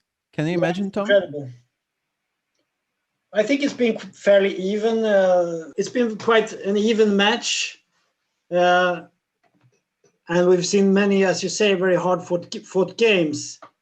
So really, really great chess, in my opinion. And True. I'm not sure how many points have Linda scored so far. Has she taken 2 from 3 or? Yeah. She has lost to Inna in round 3, and before that she won twice, right? Yeah. And now she plays Pia. So yeah, interesting. Yeah, Pia is super well prepared, and but let's see what is going to happen in this game. Yeah. So what we have here, we have a very classical Queen's Gambit decline. Yeah, this is called, is it called the Vienna line or something like that? Yeah, with I don't remember. Delayed exchange on c4. I think here White has to go to e2, no? Yeah. Because bishop on d3, or am I mixed it up? I don't think you have to go to e2, but that's an alternative. I don't know the exact theory. I know that this is a line that Pia plays a lot, but I'm not so booked up on this. I thought bishop on d3, it's not a good square for bishop, because after something like knight d7, c5, knight c5, or c5, yeah. It could be somewhere under. Yeah, there is something in White's position that's not harmonious, maybe. But yeah, probably this is definitely not losing. So no, of course not. Maybe just takes and e4. Yeah, there are many ways to play. You could take queen e2, rook d1, or whatever. I mean, there are many moves. So, but it's fairly balanced, I would say. I think also like queen e2 is a move. No. Yeah, I guess it is. I'm not sure, but in such positions you have to. Yeah, and she goes for queen e2. Yeah, so it's very interesting. I've noticed one thing in Pia's preparation and Pia's choices in the openings. So against strong opponents like Dana and Laura, she went for the more strategical fight. And against Katrina and Linda, she goes just for the direct attack, direct contact in the opening, and tries to fight aggressively for the space. So this is the difference. Yeah, no, but I know that she's studied so much chess. She's so well prepared that she has options in the opening, and of course she's been in the world ladies elite for a very long time. So she has great experience, and she's very consistent in her play. Yeah, true. She never takes risks. I don't think I've ever seen Pia take risks. I mean, real, like gambling. Of course, she makes mistakes sometimes. Everyone does that, but she's very, very solid. So we'll see what happens here. I don't think she's not going for an all-out attack here, but she's just playing. I think this line that she plays is sort of one of her standard lines with black, and it's very, very. But she knows what she's doing here. You can be sure of that. So it will be interesting to see how this develops. Yeah, and I wanted just to add that probably that's why Pia is not a women grandmaster, but just a standard grandmaster. Yeah. So this she's very good. This is something to learn from her, not to take risks. Like sometimes we are too much focused on our ideas and our wishes. Yeah, what we want to do and what we're planning, but we have to deal with our opponent's ideas as well. And if you are just not allowing any big action and not taking too much risks, you're enjoying your life. But you have to be like very focused to do that. Yeah. And probably it's time to. She's very, move. very consistent. I mean, if she has a line and she knows the line and so on, she will play it. She will not suddenly decide, no, today I'm going to play the King's Gambit or something like that. Some players do that. They just on the whim play something, risky or just wants to. She never does that. She's always consistent, always playing her good openings. So this is actually quite impressive. So this looks like a big start of big fight. So maybe we can move to the next game. Yeah, this is the big. I agree. Let's go.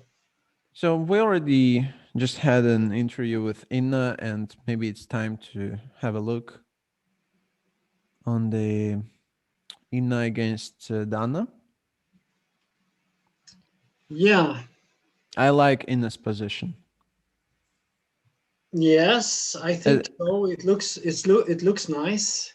So Dana again has played her modern defense, and she's ended up with something that looks not so much like a modern defense. It looks more like what? The Spanish or something. Yeah, like by the way, after d5, b5, we have a very standard Spanish. Yeah. Right, Lopez? Yeah. I mean, pieces is a little bit weirdly placed. Like bishop already relocated to g7.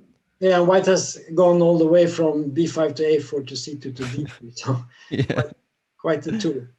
Yeah, but what is knight c4? I agree with you. I think this looks like a fairly good Roy Lopez for White, but it's not bad for Black either. So it's just a big fight, I would say. It's a big fight. But I don't like that these guys are not developed yet. No, but on the other hand, there is an advantage. She never played knight c6, so she has gained 2 tempi with the knight. Oh, yeah, some kind of accelerated brayer. Yeah, it's a brayer, yeah, and she has gotten the bishop to g7 also for free. So there are some advantages. On the other hand, White has also saved some moves. So yeah, I think after cd4, probably she's going to play b5, and I'm trying to understand what's going on after knight takes d6. Is it Inna's idea or how or what? That's an interesting question. Can you gain anything from doing this? It's not really a sacrifice because you get the piece back with e5. So it's really to exchange. But I don't know. Does White want to exchange? Maybe. I don't know. Well, otherwise, yeah, you're losing some time. What is this knight adventure? Knight a3, knight c4, knight d3. In the Roy Lopez, you play knight d2 to f1 to e3. So, I mean, it's a well-known route. 1, 2, 3. 1, 2, 3. Okay, fair enough. But on the other hand, maybe you don't want to go to e3. Maybe you want to. Oh. But I think with the pawn on g6, you want to go to e3. Yeah, bishop f4. Wow, I like it. Yeah. Bishop f4 is. It's dynamic. Very dynamic. Knight e8. Yeah. I think there is no choice. No, because if the rook d8, you could maybe take on the d6 anyway and play e5, right? Yeah. Maybe. Definitely. I'm not sure, but it looks possible. Yeah, this looks unpleasant. So now you take on d4 and play rook c1 or something. Yeah. I don't think this is a good idea to have 6 out of 8 pieces in the last rank. I'm pretty sure this is not the best strategy in this game. No, something went wrong. What do you think, chat? Only a few moves ago, I thought Black's position was perfectly fine. And now suddenly, as you point out, something has gone wrong. Ugh. Well. It's still a game. Let's see the last. Or no, you only have 3 games in this round. What's happened? Is one game not started? Yeah, for some reason, I don't know. I will try to figure out what is going on. But still, we have 3rd game, so... Yeah. And by the way, this is the Benko or the Volga or whatever you need to call it. So Can we? Yeah, we can show from the very beginning. Yeah, let's see it. And this is funny because on chess.com, they're writing what is kind of a line. And in this case, this is Benko Gambit fully accepted. Not just accepted, but fully accepted. B5 after A6, taking on A6. So G6. And this is the modern way of playing this opening. So we're just sacrificing 2 pawns and claiming that, okay, now we have 2 open files. We're going to use them, but first of all, development first. Yes. Do you play the Benko Gambit? Yeah. With black? Yeah, with black. One of my coaches, Zigor Slanka, he showed me Benko when I was 10. And I fell in love. I played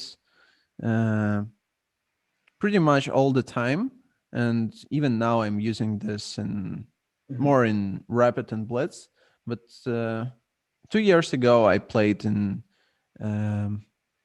one tournament in Russia, in Eli Heinz Memorial, against 2450, and I just crushed him in the classical game. So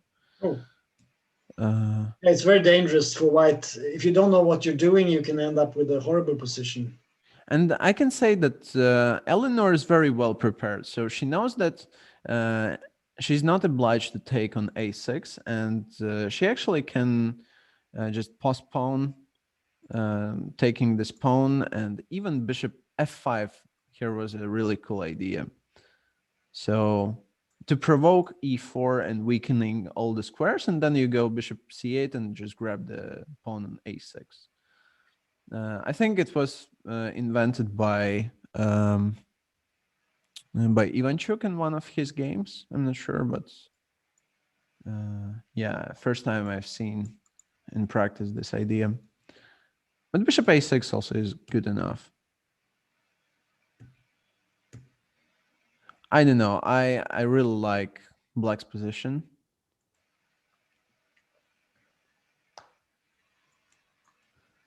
Yeah, the problem for white usually is that what are you going to do? That's my impression, at least, because black has this pressure on the queen side, so it's difficult to advance, and it's not so easy to do anything in the center. If you play E4, you have the D3 square and so on.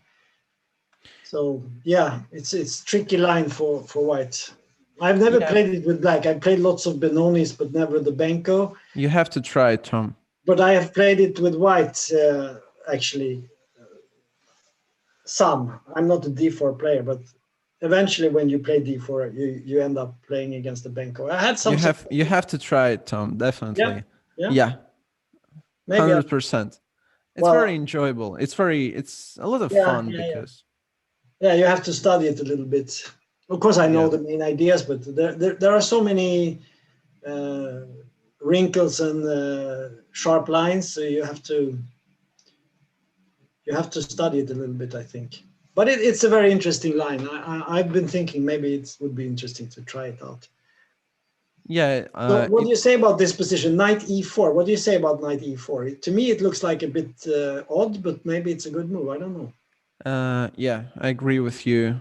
It looks a bit odd, but I think white can do, and I understand Laura's choice because she just wants to play b3 and bishop b2 and get rid of this annoying bishop, because indeed sniper on g7 is super well placed, and he just smashes the board and controls all the critical squares in this long diagonal. So white. We can also note the fact that she has used a lot of time, so probably she's a bit surprised by this. She was not quite prepared for this line. I don't think so, because Laura, she always spends time in the opening, even when she knows everything. So okay, do you think Knight E4 is a preparation? No, definitely not. I'm pretty sure she's out of the because book. To me it has it looks like a sort of, you know, just a move. I'm not saying it's bad, but it seems to be a bit. But there was an idea to play b3, just hit, I can the see knight, and so the question is, what should you do with black here? I think you have to somehow to put pressure on pawns. So one of the options could be queen a5. Because we have to do something about this idea of b3. We can't really And then prevent after it. b3, you want to make knight a3 or something? Yeah, for instance, bishop b5 also could be a way to play. So b3 maybe, knight a3. Yeah, yeah. And there are no I was squares. thinking maybe bishop b5 could be the move here. But because if white gets to play b3 and a4, then suddenly black does not have so much on the queen side, right? But I have a strange idea. Okay. What if bishop b5, b3, knight a3, and rook b2? Yeah. Claiming that It's a very advanced idea. we already seen once. It has some point, because the knight on a3 is really very badly placed. It blocks the game on the queen side, and it cannot move. And also we have seen in the game between Laura and Inna, Laura sacrificed an exchange on a1, so maybe it's time to sacrifice an exchange on b2 square. This is true. Sounds like a strategy. Yeah. In any case, so maybe we can leave them to... So the question is, but maybe white should play queen a5, like you said. What happens? After queen a5, b3, you can take on a2. Yeah, by the way, queen a5 looks very reasonable. I mean, queen a5 maybe after a3. Yeah. Queen b6. But I dislike queen b6. I think queen has to be more active, and usually b6 is a good square for one of the knights. Queen b6. Now you can play b3 without any punishment, right? True. b3, well, queen c2. Maybe after b3 she wants to move the bishop. Bishop b7. Bishop b7. Yeah, just to keep the pin and threaten to take. And if a4, you take on a4. But I go bishop g5 then and attack this one and protect. It doesn't work. It doesn't work. Then suddenly knight e4 was very strong. Preparation. I think now white can avoid the exchange, like to go knight d2 or knight h2. Knight d2 looks like a very healthy way to do that, and maybe then somewhere f4 could be a move. Really? Not instantly, let's say king h2 and f4. Yeah. Yeah, it's a possibility. I agree. Yeah, you want, in principle, I guess white wants to expand with e4 and f4 and things like that. But after knight d2, maybe there's bishop b7 and a couple of pawns hanging. Yeah, I don't know. A lot of action, and yeah, we will see. We will see. I think in general, initiative is extremely important in blitz and rapid as well. So all kinds of dynamic openings, such as Benko, I don't know, Benoni, and stuff like this. This is gives you a couple of points to have like the upper hand. Sure. So, shall we move to the fourth game? Yes. We have Viktoria Johansson fighting against Katrina Amerika. And what is this? Yeah. It looks like it could have been like some King's Indian. Yeah, we can maybe have a look, quick look. G6, D6, yeah. It is a King's Indian, classical line. Knight goes to E7, knight D2. I think, yeah, we have seen this one in practice. Yes. And yeah, so far, C6. I think that black wants to go to the action on the king side with F5, knight F6, and yeah, that's a normal idea. C6. I don't know if it's necessary, but not very logical. I don't want to criticize, but yeah, just looks a little bit strange to trying to undermine the whole center because there are too much pawns together having a good formation and perfect connection. So it shouldn't be an easy task to undermine it. Well, she tries, but it's not easy, yeah. And also a bit strange, knight d7 and then knight f6 to h5. I know you can play knight h5 immediately also, that's a possibility. Yeah, but she provoked f3, f5, f3. Yeah, I know, yes. So there is a logic to it, of course, yes. One of the best maneuvers I've seen in this type of position is bishop h6 and bishop e3, and especially if pawn comes to c5, then you could have a perfect outpost on d4. But probably not now. However, bishop h6 also could be a move. Well, she played knight b3, so that's why knight b3, and yeah, somehow this knight is very badly placed on e7, disturbs everyone. Yeah, this is. Oh, I like this maneuver. Knight a5, knight c4. Yes.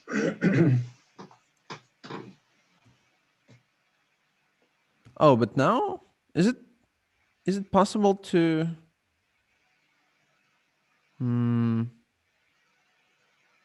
protect the d6 pawn?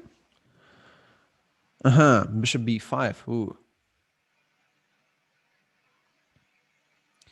So Katrina is in the very attacking mood. Yeah, it's quite sharp. Of course, white can take the d6 pawn now and claim a structural advantage here. The rook, but you can move the bishop, right? Bishop g5 maybe? No, I like your idea. Knight d6 is a perfect choice. Yeah, it's true. But she played the other one, bishop g5. and then maybe take on d6. You can even maybe take on b7 afterwards. I don't know. I'm not sure that's a good move, but you should at least take d6. I would say white should be slightly better here, but it's maybe not so much. I don't know. It's but it could be actually quite good. Yeah. I don't know. This Black is tried to play on all fronts, and it was too much, I think. Yeah, I think that too many ideas. Knight to d7, knight back to h5, c6, f5, everything. I would like to try knight f5, but I have no idea what is going on after g4. g4, knight d4, and queen c4 maybe, or queen c7. Yeah, big fight. This is a big fight. I would say right now, Black is looking for an out here, trying to get out of a difficult situation. But it could quickly change. Should we go back to some other game? Yeah, so we have a second lap, and let's go back to the PS game. Okay, we've seen some action here. A little bit of exchange here of they've exchanged on c5 and yeah, I think I really like Black's position. Yeah, Black has a nice position here, I think. These both snipers, Black snipers, are just dominating the field. And also the knight on c5 and the pawn on b4 together makes a very strong impression. Although rooks looks a bit weirdly placed, but at some point white can play e4 and maybe gain some space.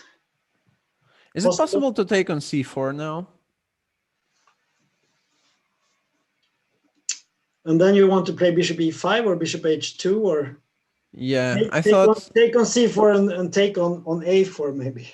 Yeah, that's what I wanted to do. But first, bishop c4, queen c4, and then let's say throwing a check and knight a4. Why not just take on a4 immediately? Take on c4, take on a4. There's pawn hanging on b4. Ah, sorry. Yeah, that's true. I forgot about the bishop on e1. Yeah. Yeah, I don't know. Maybe a5 could be a good preparation move.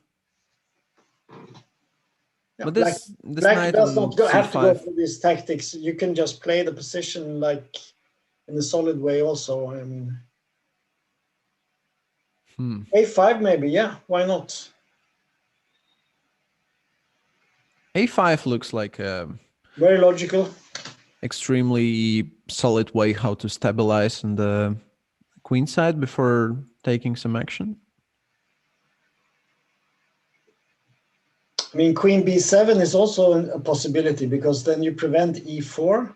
Oh, nice one. And I mean, if white plays f3, that's slightly also maybe a concession. I don't know. I'm not sure, but oh, yeah, she goes for this one. Yeah. Yeah, well, I think she wants to prevent e4 for now, and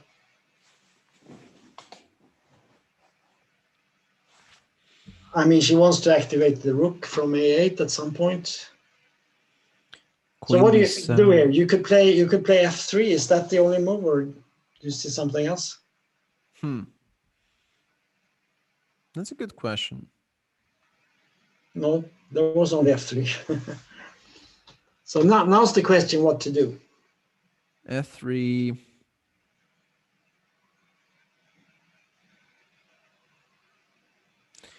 Yeah, I don't know. You have to calculate here, but I have a general feeling that if black manages to do something immediately, there should be some way how to use that advantage.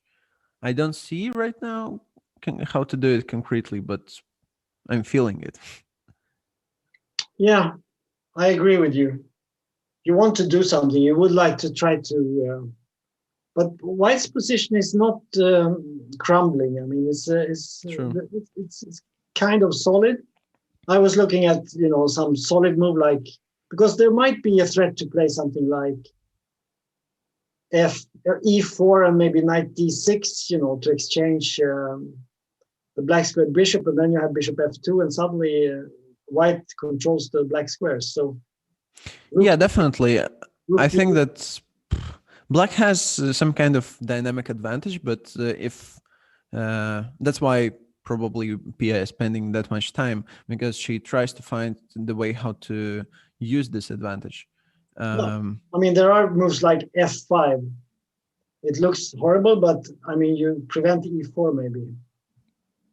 But I'm not sure it's so good, because maybe you can play e4 anyway, because b4 is hanging in the end somewhere. Yeah. I don't think f5 is a good move. But rook d8 maybe. Maybe rook d. But then, I mean, it looks like white has to make only one or two moves to stabilize, and maybe the position is just superficially good for black, and in reality, black does not really have anything. And white is threatening to come back into the game by playing e4 and bishop f2. Maybe that's the truth. Mm-hmm. And she goes for a5. Yeah, that's a solid move. But now, what about e4? I think after e4, there's bishop c4. Then you can take, and then you have knight a4, right? Yeah, of course, yeah. So it's not so easy. You have to. That's why probably rook b1 or what? Oh, but after rook d1, there is knight a4. You could move the king to step out of the check. No, I mean... King h1.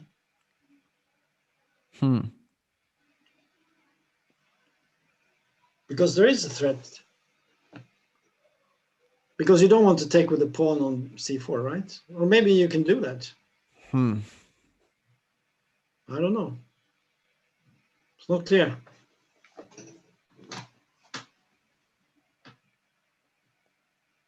What would you do with white here?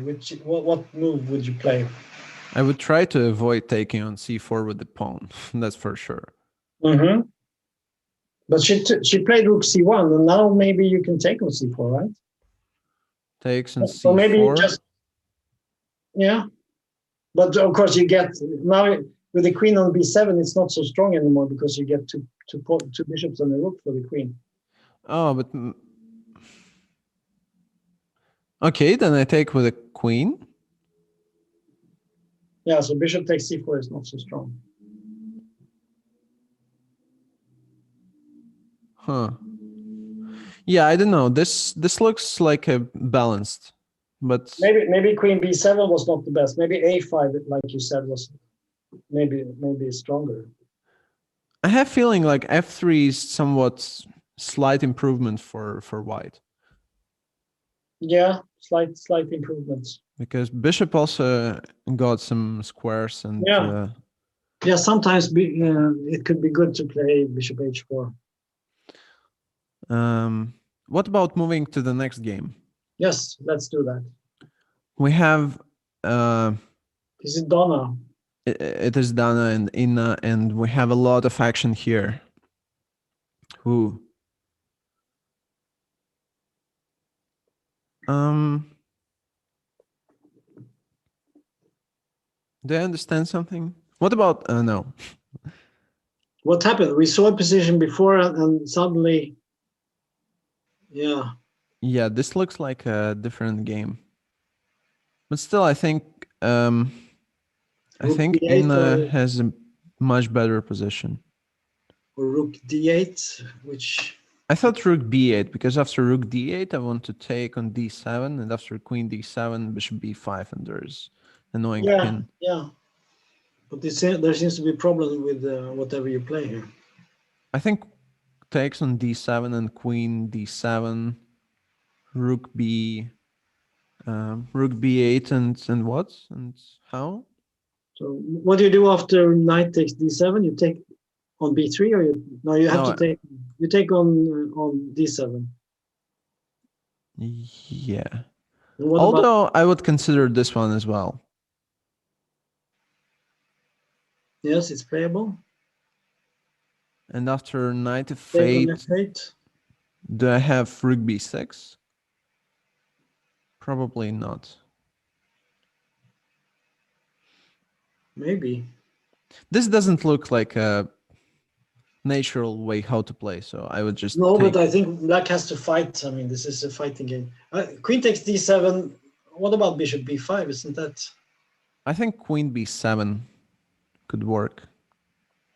You have a point, maybe. Just to have this X-ray and pretty much. Yeah, and then you have knight b4. Yeah, correct. Yeah, I think this works. It works, yeah. So queen take, then you should take, I think. But, okay, white can just take on b8 and take on a5, and say, I have a passed pawn on the b file. All my pieces are active. What are you doing? Maybe knight c6. I want to bring my minor pieces into the game. Yeah, I guess she will take on b8, take on a5. And white has a clear advantage, but it's of course still a game. Yeah, let's say takes. But I would like to have knight on e6. It's easy to play. Well, maybe you can play. What about bishop b5, queen b7, bishop a4? Well, then you have knight b4. Knight b4 in any case, yeah. Yeah, that's knight b4, and the game goes on. So probably the best move is to take on b8, to take on a5. And just yeah, I think after rook takes b8 and rook takes a5, this has to be more pleasant just because of the extremely passive minor pieces. Yeah, and also the b pawn. I mean, you can activate it fairly quickly, and then it will get to b5 and so on. And I mean, it's quite menacing. And yeah, I don't know. It looks dangerous. Definitely. To say but at least. It's not over, and I still think it's easy to play bishop b5, and she did. Yeah. It's very tempting. I see that there's a lot of action in the Laura's game, so can we? Yeah, let's go there. So we're here, and what is going on here? Laura has managed to break in the center. That's good news for white. Yeah, but on the other hand, black is ready to take the 8 pawn. That's good good news for black. Not yet. I think after queen a2 we take, and then take on d7, and there's... Yeah, I know. Yeah, it doesn't work. No, I think this is good for white. Just maybe not so well. It should be.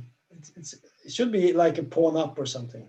By the way, I just understood that after queen a2 we can go queen c3. Yes, because you have a discovered check. Yeah. Did they play this? Yeah, queen c3. Not yet. I think... Yeah, but she will play it. It's such a... Well, rook e7 also the move. Actually. Yeah, also good, yeah. Maybe even stronger. Yeah, you can take on a2 and take on e7, and you could claim an advantage with the pawn up. Mm-hmm. That's the simple solution, and queen c3. But queen c3 looks like game over, more or less. You just bring all the pieces to attack. I don't know what happened in the fourth game, but we will check it.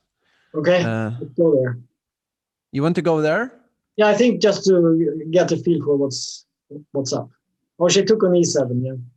Yeah. Yeah, but that should be good too. So somehow black has an extra piece. Somehow. Not only that, also 2 extra pawns. Yeah, but how did that happen? But who is to play? If it's white move, then there was queen d5, but it wasn't. I don't know. It's very strange. I mean, what happened? She must have blundered something horribly. Let's see. We saw this moment that after bishop g5, yeah, this knight f5 happened. Queen d2. She didn't play g4. No. No, because of knight d4 and so on. Probably knight d4 and okay. Yeah. But there was queen c4, yeah. Well, this is not clear at all. And after knight f6, okay, so she exchanged all the pieces, and now it looked like... now there is no point to white's play anymore. Yeah. Now it just looks like pieces are better placed. Every advantage she had exchanged it away. Yeah, and then it goes down. Okay, and now just, yeah, the whole position collapses and knight is trapped on b7. Wow. Viktoria has not played well in this match, but I know that she is not playing. You know, she's a physician, a doctor, psychiatrist, and I think she has a lot of work, and she has a daughter and so on. And yeah, I don't think she's playing much chess anymore. Yeah. Well, yeah. Well, yeah, this looks like should be over. Yeah, this is over. So, okay, so let's go to the next one. Let's go to the next one. So we still have, let's choose probably the most action. Pia, this is interesting. Pia, the game has developed, and Pia has kept control. She has not done anything stupid. Look at the way she's played. Yeah. Well, first of all, what is this rook doing here, and how it happened? Yeah, let's go back. In only a few moves, it has changed a lot. Yeah, we saw this moment, and oh yeah, and king h1 was played. So okay. I think it was suggested by you, and yeah, it was this check. That's how rook d4, and ooh, what a nice way. Skewer. Bishop g7, yeah, bishop on g7 is much better placed. Wow. What is this one? So now, yeah, there's pawn hanging on e5. Oh, I dislike this bishop f2. Maybe knight d2 could be way better. So this is an actual position, and Pia has only 25 seconds. Yeah. But her opponent has only 1 minute, so it's... Yeah, so it's a very tense fight, and everything can happen here, but still, black definitely has a better position, I think. Although, yeah, it's not so easy. Maybe it's time to sacrifice somehow, e4? I don't think she stabilizes with f6. Like no, f6, I could have guessed f6. No, Pia just wants to keep this stable and you know, at some point she will do something, but I think it's interesting. When we came in, she had the rooks on B8 and A8 and queen or C8. Yeah, I don't know, Tom. Queen on B8. I'm the only one who can and hear then you. suddenly all the pieces are out, and white has misplaced the rook on H4 instead. It's quite interesting. But maybe the rook can do something. I don't know. Can the rook do something?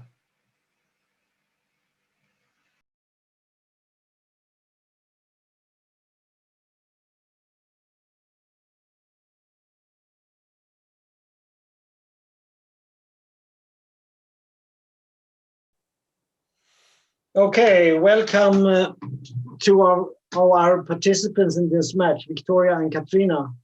And well, I just want to start off by saying that we are very impressed by the fighting level in this match. It's been incredible. There has been no draws in all the games, 16 games, no draws. That's almost a record.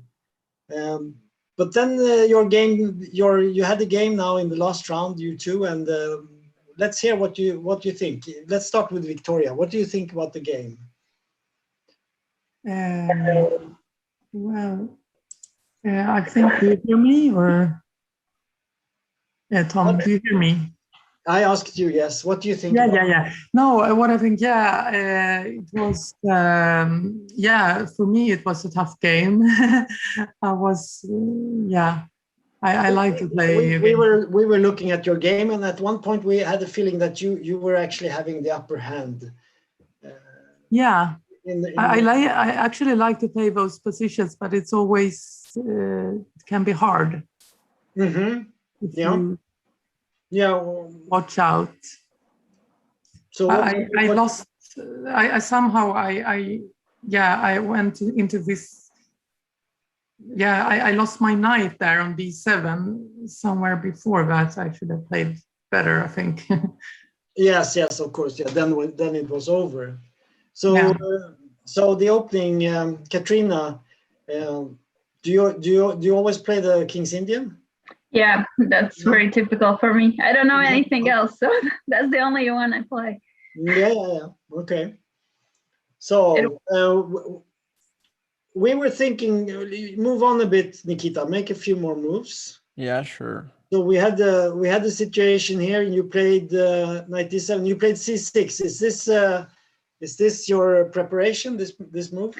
No, that was an impulse move. I just wanted to do something proactive, and I wasn't sure about f5 because I have played it several times in this position, and it's just not very. It's quite ordinary, and I assume there are not too many chances for like a dynamic game. So I just made an impulse decision to move c6. Yeah, it's probably not good, right?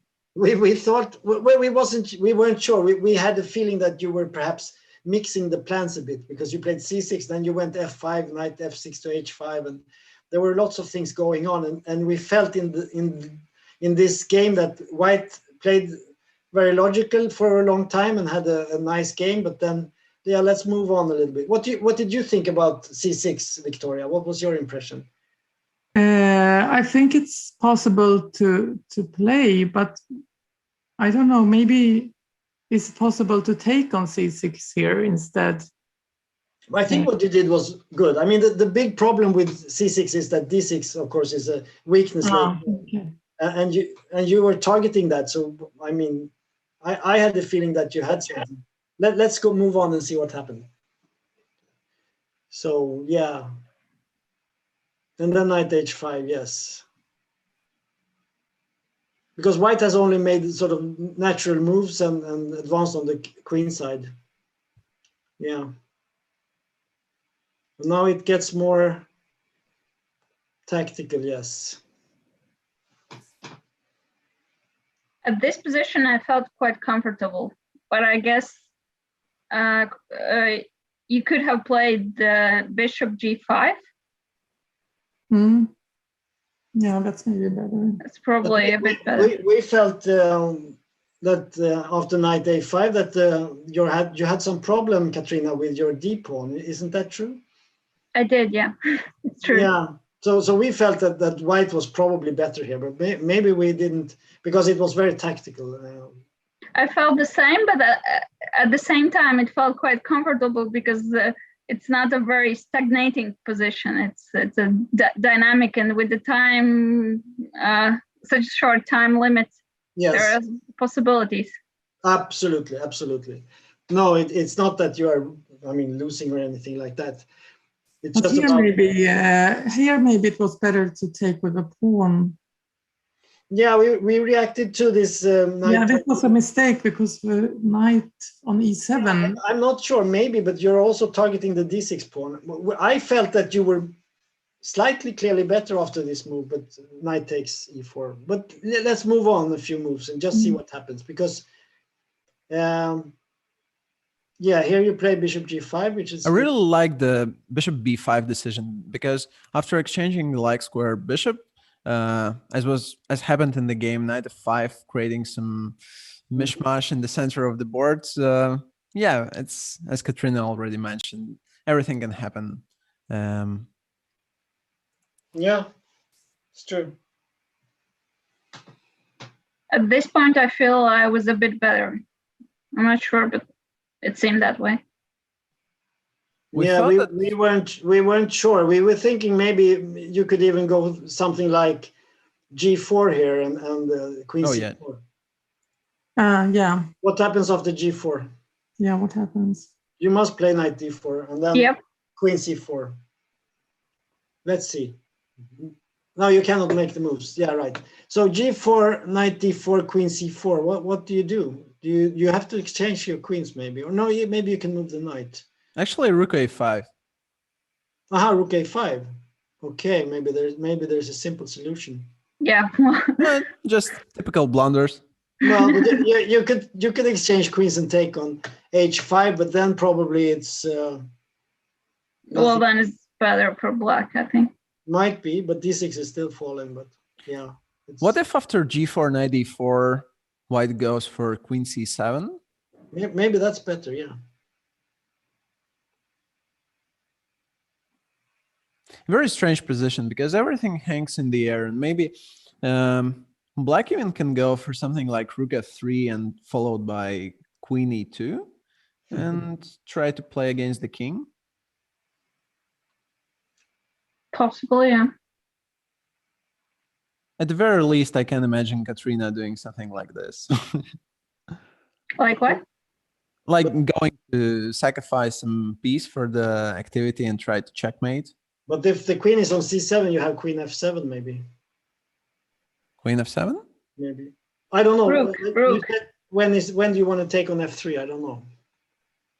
Yeah, I thought this line after g4 knight knight d4 and queen c7, then just rook f3 and take back. Wow.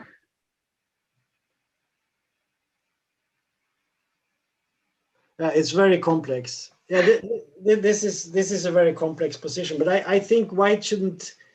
Of course, the problem is the knight on a5. It's out of play. That's the big problem. When in this position, I was thinking maybe you can take with the bishop on f6, and after bishop takes f6, don't take with the knight. Keep your knight on e4. And then you should try to improve the knight on a5 somehow. I don't know. Maybe this is possible. Maybe you can even in that position play like. I agree, because I think after the exchange there was no counterplay afterwards. No, after double exchange on f6, white has a terrible position and only one light piece, and it's on a5. So you had to take with the bishop and keep the knight on e4, and then maybe play something else. And in this position, we felt that black is better without counterplay. So I think it's almost lost here now, more or less. Yeah, I thought definitely black has an upper hand, and yeah, it looks just so dominant. Yeah, d5. Suddenly, all the black's forces just leaves no chance. And you cannot play rook c7 because the rook is hanging, and yeah, there's so much bad things going on.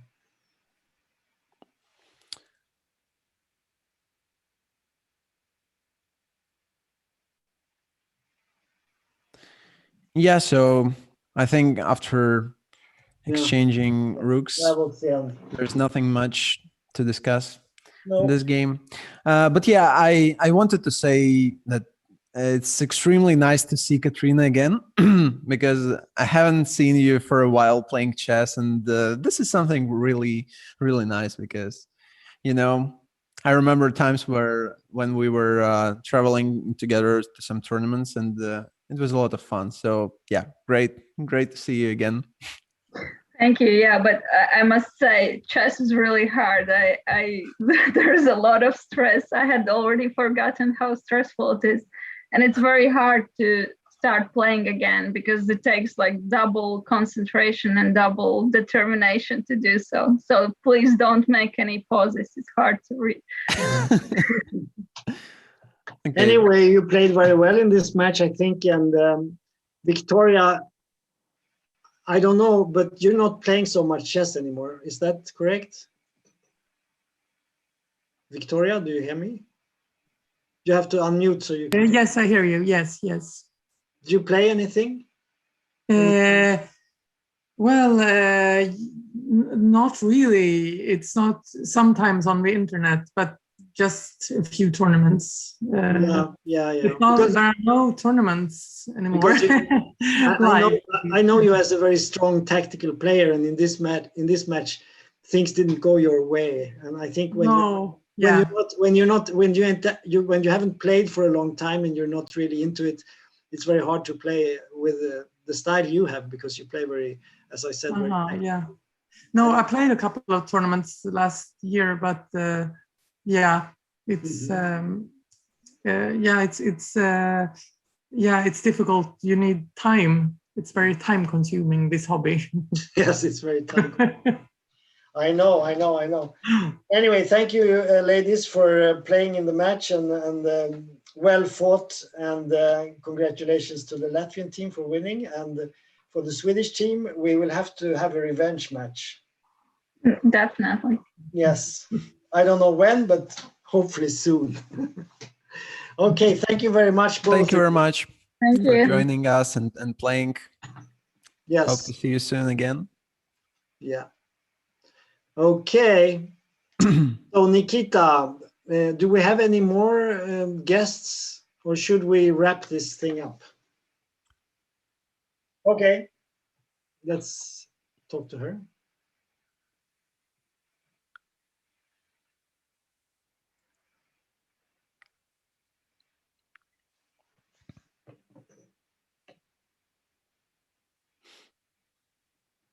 Hi, Ellinor. Hi. Hallå. Nu måste ni vara tysta. Henne, om det... A lot of action in our studio. Yeah, we'll see if it works. Okay, so Ellinor, tell us about the match. What's your impression? I think it was the best organized online match that I have been into so far. I mean, in every other matches, there have been, delays and so on, but here everything worked perfectly. So I think that was very, very positive. I haven't seen so many of the other games, I must say, but I think it had been exciting chess. I'm a bit disappointed that I couldn't do better, but yeah, Latvia played very well also, so congratulations to them. You had one exciting game where we thought you were going to win. Was it the second round? Maybe it was a game where you had all the pieces on the board after like. Did I have two rooks or against queen or no? Yeah, that's the game. Yeah, I totally. I thought that's what, but I mean, at some point, I was very bad in the beginning. I thought she could even have won a piece. I mean, when she took on G2, I take with the queen. I think she could have taken on F3 before she takes the queen. I'm not sure, but I just saw it like briefly. But then when I think before that you had an excellent position. Yeah, but I think when I played e5, I shouldn't have played e5.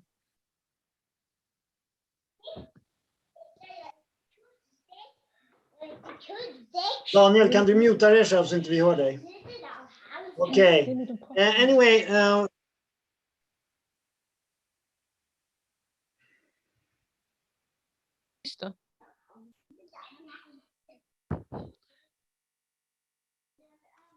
Okay, so there are many people.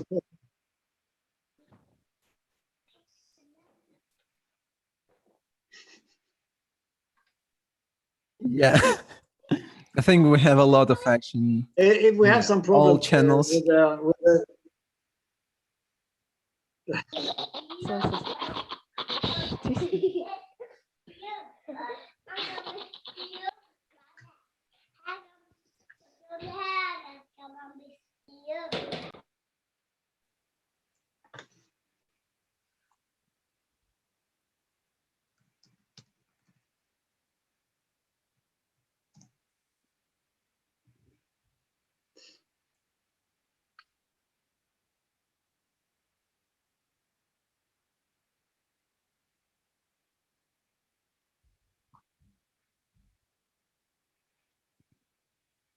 Are you co-host, Nikita?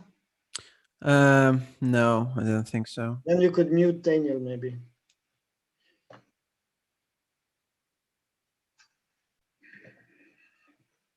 Hold on. Oh yeah, actually I did it. You did it. Okay, great. Yeah. Okay, Ellinor, let's continue. So how much chess do you play these days?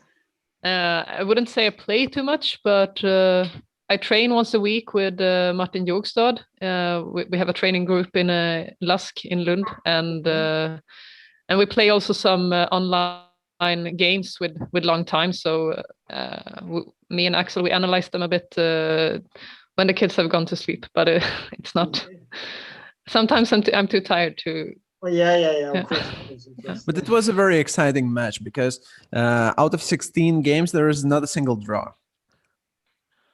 So yeah, impressive, very impressive to see. And yeah, it was absolutely exciting for us because a lot of sacrifices and interesting decisions. So thank you very much for this show. Yeah. So what about your games, Ellinor? What can you say? I mean, we thought you played well, but in the end, the games didn't always turn out the way you wanted them. No, I think. Well, I think I might not be very good when I have little time in general, but that's the same for everybody. I shouldn't make excuses for that. No, but I mean, it's different. Some people are more on to play with little time, and others need more time and are perhaps not so used to playing with short times. No. But this game you played against Laura, this Benko Gambit, that was very interesting, and we had a feeling that you were very well prepared here. Is that correct? Yeah, I had prepared for it. I saw a game that Laura played against Van Vele, I think, not so long ago. So I looked at this and I thought I got a good position. I have avoided the most dangerous lines for white, but maybe I don't understand the positions good enough because I didn't find a good plan here. I didn't know exactly where to put my pieces. I know that I should like at some point change knights. I changed one knight. I thought that was okay, but after that I think I played quite without the plan. While Laura seemed to had she seemed more to know what she was doing, and yeah. We thought that instead of Queen B6, you could have tried Queen A5, just instantly attacking the pawn. I'm also a true Benko lover, and this is something what I really like, and I thought it's almost a dream position because all of your minor pieces, they're so well placed. Knight on e4, like oddly placed in the center. Maybe not a bad idea to play what Laura did in the game, but yeah, let's say queen a5, and she has to think what to do with the pawn on a2. I think I hesitated between queen h5 and queen b6. Maybe the queen is just bad placed at b6. I don't know. After queen h5, I think I was maybe like afraid of b3 and then bishop d2, but maybe I shouldn't be afraid of that at all. Maybe I can take on a2 even. Yeah, that was. I see. I have the bishop is so nicely placed also. So yeah, probably I was maybe afraid of nothing, but yeah, maybe queen a5 is where the queen belongs. Maybe. Yeah, usually just b6 square is very important for the knight to go back, or yeah, and also queen on a5 doing instant job. Yeah. So anyway, you played well, and we yeah, thought you played good openings and interesting positions in the middle game, and the game we talked about where you had in the end you had two rooks against the queen. Something went wrong there, but I mean this was a tremendous fight, and I mean with little time, it's you couldn't be too harsh on yourself. Well, yeah, I did a lot of stupid things there, but well, but I don't think you should worry too much. I mean, I think it was I think you played it well, and really after the opening, your position was positionally much better. You had a clear advantage, but then something went wrong with the tactics, but then you came back in the game, and I think maybe you were okay, right, with two rooks initially. Yeah, I agree. I felt that too, but and then she managed to take your pawns on F and H, and in the end she won. Yeah. Anyway, thank you very much, Ellinor, and I hope you come back and play more games like this so we can follow you. Yeah, and thanks for the organization. It was, like I said, very good. Everything worked perfectly. So thank you very much. Thank you very much, Ellinor, and yeah, have a great day. You too. Bye-bye. Bye. Bye. Okay, so now I think we have to make a conclusion about this. What do you say about this, Nikita? Yeah, as I mentioned, you know, sometimes it's much more interesting to see how women play chess, because they're doing it in a different way, but I like the style, the passion, how energetic they are, and from time to time it was fairly amazing. Sometimes it was strange, sometimes it was I don't know, but at the very least it wasn't boring at all, and the result says it all, like 16 resultative games in the end, and we have seen many interesting fights, and yeah, I'm impressed, and I'm happy. Whatever the result would be, I'm happy with the quality of chess we've seen today. And yeah, what are your thoughts? I agree with you 100%. I think we've seen very interesting games, and I think the way the ladies have sort of planned the games, the strategy. I mean, with these openings, they play this taking space in the center, and really sort of playing the big game. And of course, the way Pia played her games was really instructional. But overall, I mean, very hard fight, and really trying to play good chess. That's my feeling. And no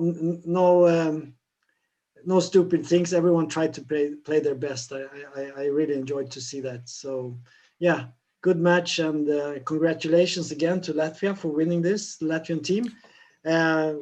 We will be back with a new effort soon, and I hope we can have more matches like this. True. Yeah. Thank you very much, Tom, and yeah, once again, and thank you, Nikita, for doing such a good work with the commentating. It's been a pleasure to do this. The same about you. It was a pleasure for me to commentate with you already for the second time. Yeah, it's been a very fun time, especially during pandemic. I think. Yeah, thank you also to Ellinor mentioning that it was very well organized. yeah, we had some troubles in the very end with live courage, but besides that, I think it was a very, very nice way how to communicate and play all together as we did before pandemic under the normal circumstances. But well, yeah, this format also looks fairly interesting, and we can do many things. So indeed, I agree with you, and I wish to see more matches like this, and with such a great atmosphere, and fighting chess, and people commentating their games and sharing emotions, and yeah, awesome. Yeah, it's been great. So thanks everyone, and thanks to everyone that have organized this. We have a team here in Sweden with Daniel, who has done a great job with the technique, and also with Birger and with Jonas and so on, all of the people that has been involved. And on the Latvian side, I know that Mattis has been involved and so on. A lot of people have been doing great job here.